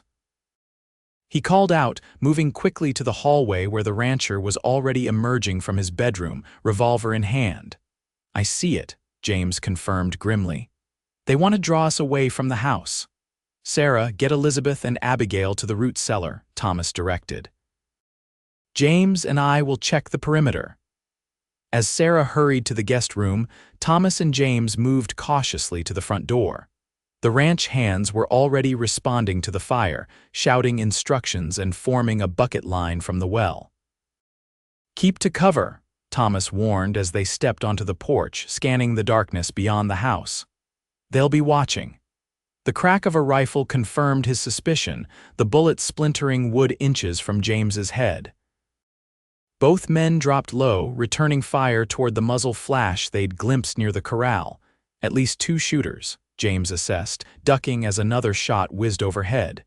"Maybe more," Thomas nodded grimly. "They're trying to pin us down while the fire spreads." He peered around the edge of the porch. "I need to get to Elizabeth and Abigail, make sure they reach the cellar safely." A volley of shots forced them back into cover. "You go," James urged. "I'll keep them busy here." Thomas slipped back into the house, moving quickly through the kitchen toward the small door that led to the root cellar. He found it open with no sign of Sarah, Elizabeth, or Abigail. "Liz," he called softly, fear gripping him. "Sarah," a muffled sound from the pantry caught his attention. Thomas approached cautiously, weapon ready, then yanked the door open to find Sarah bound and gagged on the floor. "Sarah." He quickly removed the gag and began working on her bonds. "What happened? Where are Elizabeth and Abigail?" "Danvers," she gasped as soon as she could speak. He was already in the house when the fire started. He took them through the back door. Cold fury washed over Thomas. "How long ago?" "Just minutes. They can't have gone far." Thomas helped her to her feet. "Get to James, tell him what's happened. I'm going after them." Without waiting for her response, Thomas moved swiftly through the house and out the back door, staying low to avoid being seen. In the distance, the hay barn continued to burn, casting an eerie glow over the ranch yard. Most of the hands were focused on fighting the fire, unaware of what had transpired inside the house. Thomas paused, listening intently. The sound of horses moving away from the ranch toward the east reached his ears. He ran to the stable, quickly saddling Buck, his mind racing with possibilities. Where would Danvers take them? Back to Bozeman, to Blackwell? Or somewhere else, somewhere isolated where Blackwell could deal with the situation away from witnesses? As he mounted, James appeared, his face grim in the firelight. Sarah told me. 3 riders heading east, Thomas nodded. Danvers, Elizabeth, and Abigail, have your men gotten the fire under control? Working on it. The barn's lost, but they'll keep it from spreading. James handed Thomas a second revolver. You might need this. I'll follow with reinforcements as soon as I can organize the men. They're heading for the old mining camp near Eagle Creek, Thomas guessed. Isolated, abandoned, perfect place to hold someone until Blackwell decides what to do next. I know it, James confirmed. Be careful, Zanetti. Danvers is a cold-blooded killer and Blackwell's desperate. Thomas checked both weapons one final time. So am I. With that, he spurred Buck into motion, following the tracks that led away from the ranch into the darkness. The trail was clear in the moonlight, 3 horses moving at a steady pace, not rushing but not dawdling either. Danvers would want to put distance between them and the ranch, but he'd also need to keep a manageable pace for Abigail's sake. Thomas pushed Buck harder, knowing he could make better time as a single rider. The gap would narrow if he rode smart. The terrain grew more rugged as he followed the trail into the foothills east of the Cooper Ranch. The abandoned mining camp lay about 10 miles away, perhaps 2 hours at the pace Danvers was setting, less if Thomas could maintain his current speed. As he rode, Thomas tried to focus on strategy rather than the fear churning in his gut. Elizabeth and Abigail were alive. Blackwell wouldn't have gone to this trouble just to harm them. He wanted them back under his control, wanted to prevent the hearing that would likely free Elizabeth from him legally. The thought hardened Thomas's resolve. He'd come too far, found his family after too many years apart, to lose them now to a man like Harrison Blackwell. The moon was setting when Thomas caught his first glimpse of them, 3 figures on horseback, moving through a narrow valley below the ridge where he'd stopped to survey the land. Danvers rode in front, followed by Elizabeth with Abigail before her in the saddle, and another man, one of Blackwell's hired guns, bringing up the rear. Thomas studied the terrain ahead, looking for the best place to intercept them. The valley narrowed further about a mile ahead, with steep slopes on either side, a natural bottleneck where he might gain an advantage. Urging Buck forward, he took a parallel route along the ridge, keeping out of sight while making for the narrowest point of the valley. There he dismounted, secured Buck to a pine tree, and positioned himself behind a large boulder overlooking the trail. The wait seemed interminable, though it couldn't have been more than 20 minutes before he heard the soft clop of hooves on the rocky trail below. Thomas checked his weapons one final time, then peered carefully around the edge of the boulder. Danvers appeared first, rifle resting across his saddle, eyes constantly scanning the surroundings, a professional, alert for danger. Elizabeth followed several yards behind, her face pale but composed, one arm wrapped protectively around Abigail. The second man brought up the rear, less vigilant than Danvers but still armed and dangerous. Thomas waited until they were directly below his position before he acted. Taking careful aim with his rifle, he fired at the trailing rider, the shot echoing through the valley as the man tumbled from his saddle with a cry of pain. Danvers reacted instantly, wheeling his horse around and raising his rifle toward the ridge where Thomas had fired from. But Thomas had already shifted position, circling to the other side of the boulder. "Danvers," he shouted. "Let them go and you can ride away from this." "Zanetti," Danvers called back, his voice cool despite the ambush. "Should have known you'd be on our trail." "But you're too late. Blackwell's waiting at the camp." "Then he can wait a long time," Thomas replied, moving quickly to a new position as Danvers fired at the sound of his voice. "I'm taking Elizabeth and Abigail back with me."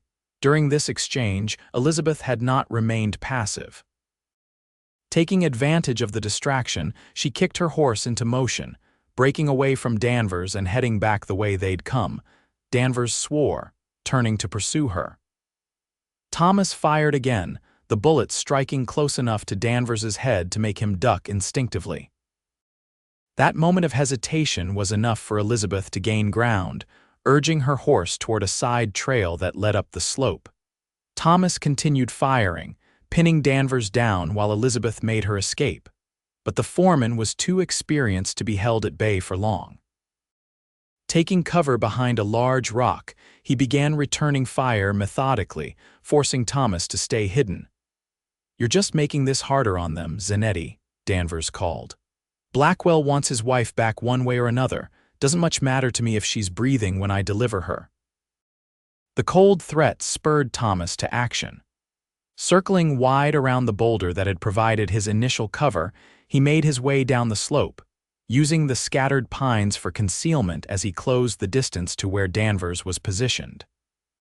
A flash of movement caught his eye. Elizabeth had reached the top of the ridge and was disappearing over it, heading back toward the Cooper ranch.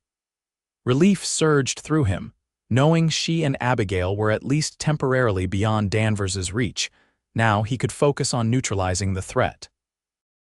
Danvers, realizing his quarry had escaped, emerged from cover, scanning the slope where Thomas was hidden. "Looks like it's just you and me now, Zanetti," he called, a dangerous smile playing at his lips. "Blackwell will pay extra if I bring him your head along with his wife." "You'll have to earn it," Thomas replied, stepping into view with his revolver leveled at Danvers's chest. "Drop the rifle, now." For a tense moment, neither man moved. Then Danvers slowly lowered his rifle to the ground, his eyes never leaving Thomas's face.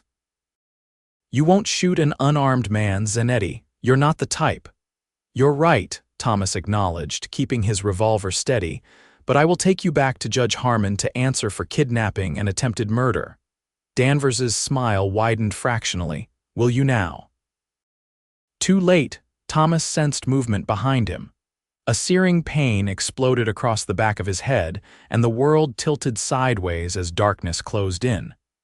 His last conscious thought was of Elizabeth and Abigail, hoping they'd made it to safety. Thomas awoke to the sensation of cold water being thrown in his face. He gasped, coughing as consciousness returned with a rush of pain from the back of his head. His vision cleared slowly, revealing a dilapidated wooden structure, one of the abandoned cabins at the mining camp.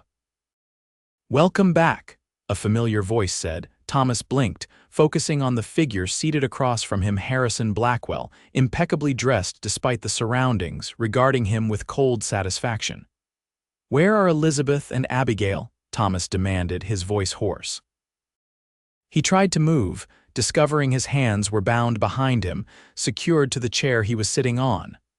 "Not here, unfortunately," Blackwell replied with evident disappointment. "It seems my wife is more resourceful than I gave her credit for." Danvers assures me they were headed back toward the Cooper ranch. Relief washed through Thomas, though he was careful not to show it. If Elizabeth had made it back to the ranch, she'd be safe with James and the others. "She's not your wife anymore, Blackwell," Thomas said. "Not after tomorrow's hearing." Blackwell smiled thinly. "There won't be a hearing, not without you or Elizabeth present. Judge Harmon will have little choice but to dismiss the petition, and once the legal matters are settled, I'll find Elizabeth again. She can't hide forever."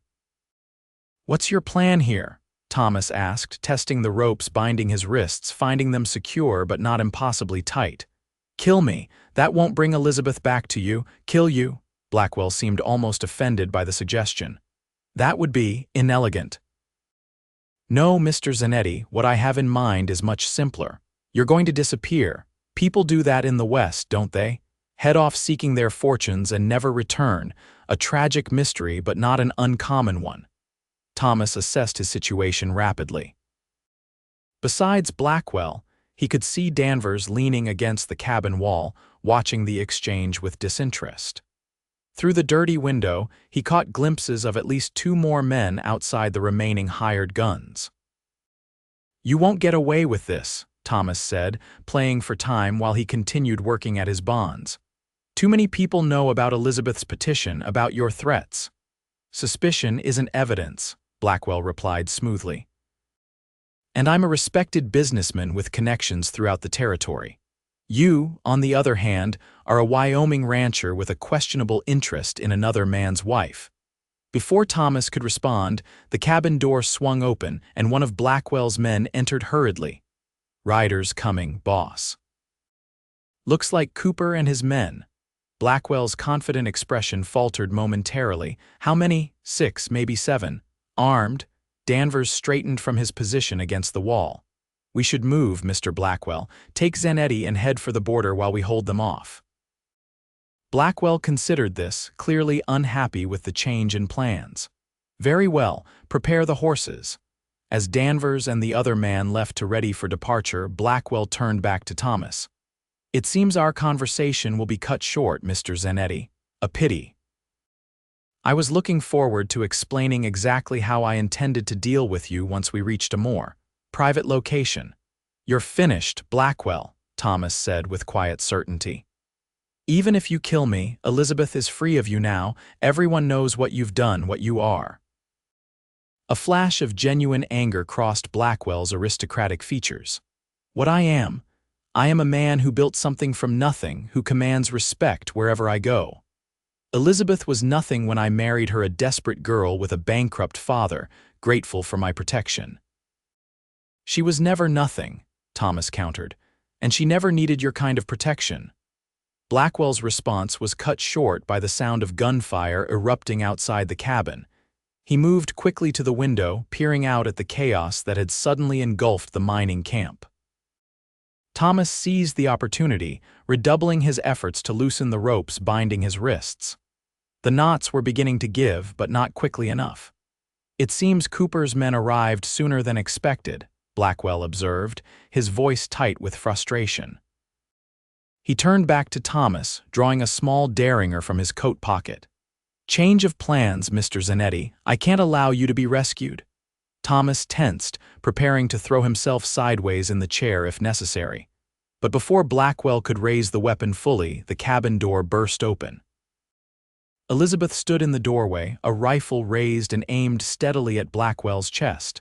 "Drop it, Harrison," she commanded, her voice unwavering despite the tension evident in her face. Now, Blackwell froze, clearly shocked by her sudden appearance. "Elizabeth, how did you—" "I said drop it." She stepped into the cabin, the rifle never wavering. For a moment, Thomas thought Blackwell might comply. Then something hardened in the man's eyes, and he began to raise the derringer. The rifle cracked, the sound deafening in the confined space of the cabin. Blackwell staggered backward, the derringer falling from his grasp as he clutched his shoulder, blood spreading rapidly across his expensive coat. "You shot me," he gasped, more surprised than pained. "You actually shot me." "Be grateful I aimed for your shoulder," Elizabeth replied coldly. "After 5 years of your cruelty, I had plenty of reason to aim elsewhere." James Cooper appeared behind her, his own weapon trained on Blackwell. "It's over, Blackwell. Danvers and your men have surrendered. The sheriff's deputies are right behind us." Elizabeth moved quickly to Thomas, setting down the rifle to untie his bonds. "Are you hurt?" she asked urgently, her fingers working at the knots. "Just a knock on the head," Thomas assured her, relief flooding through him as the ropes fell away. "Where's Abigail?" "Safe at the ranch with Sarah," Elizabeth replied. "When I reached the ranch, James and his men were already preparing to come after you. I couldn't stay behind, not when—" Her voice faltered for the first time. "Not when I thought I might lose you." Thomas wrapped his arms around her, holding her close as the events of the night caught up with them both.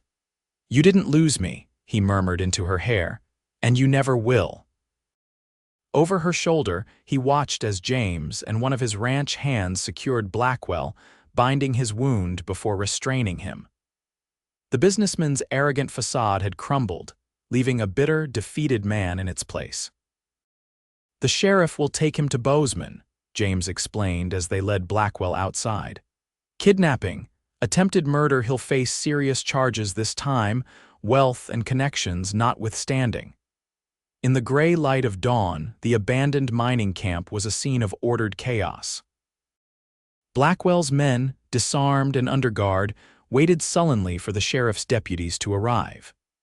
Danvers, sporting a bloody gash across his forehead, sat apart from the others, his cold eyes tracking Thomas and Elizabeth as they emerged from the cabin. "It's really over," Elizabeth said softly, watching as Blackwell was helped onto a horse, his wounded shoulder already bandaged with torn cloth. "It is," Thomas agreed, his arm around her waist. "He can't hurt you or Abigail ever again." As the eastern sky brightened with the promise of a new day, Thomas Zanetti looked at the woman beside him, the woman he'd loved and lost and found again against all odds. In her eyes, he saw not just the relief of danger past, but the hope and certainty of a future together. "Let's go home," he said simply. "Abigail's waiting for us." Elizabeth smiled up at him, her hand finding his. "Yes, let's go home." The hearing before Judge Harmon the following week was more a formality than a contest. With Harrison Blackwell facing criminal charges and the testimony of numerous witnesses regarding his abuse, the judge granted Elizabeth's petition for annulment without hesitation. In the matter of paternity regarding the child Abigail, the judge continued, the court recognizes Thomas Zanetti as her natural father and grants him all rights and responsibilities thereof. When they emerged from the courthouse into the bright Montana sunshine, Elizabeth wore Thomas's ring openly on her finger.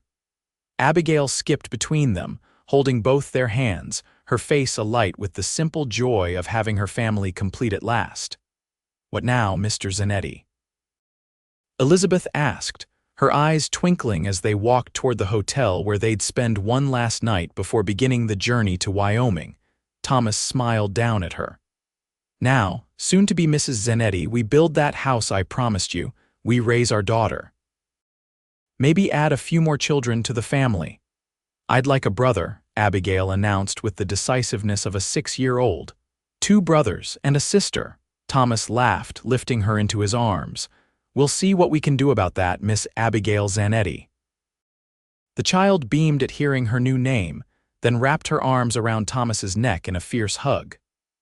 "I love you, Papa," she whispered in his ear, over her small shoulder. Thomas met Elizabeth's gaze, seeing in her eyes the same overwhelming gratitude and joy that filled his own heart. A stranger had come to him with his child's hand, and his past had indeed finally walked home, not just to his ranch, but to the place in his heart that had remained empty for so long. "I love you too, little one," he murmured, including Elizabeth in his gaze. "Both of you, always."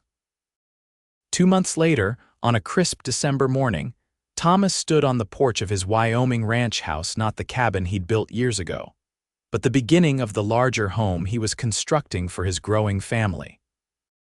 The frame was up, the roof on, though much interior work remained to be completed before spring. Inside, he could hear Elizabeth and Abigail preparing breakfast, their voices raised in a song they'd been teaching each other. The domestic sound filled him with a contentment he'd never thought to experience. So much had changed in such a short time.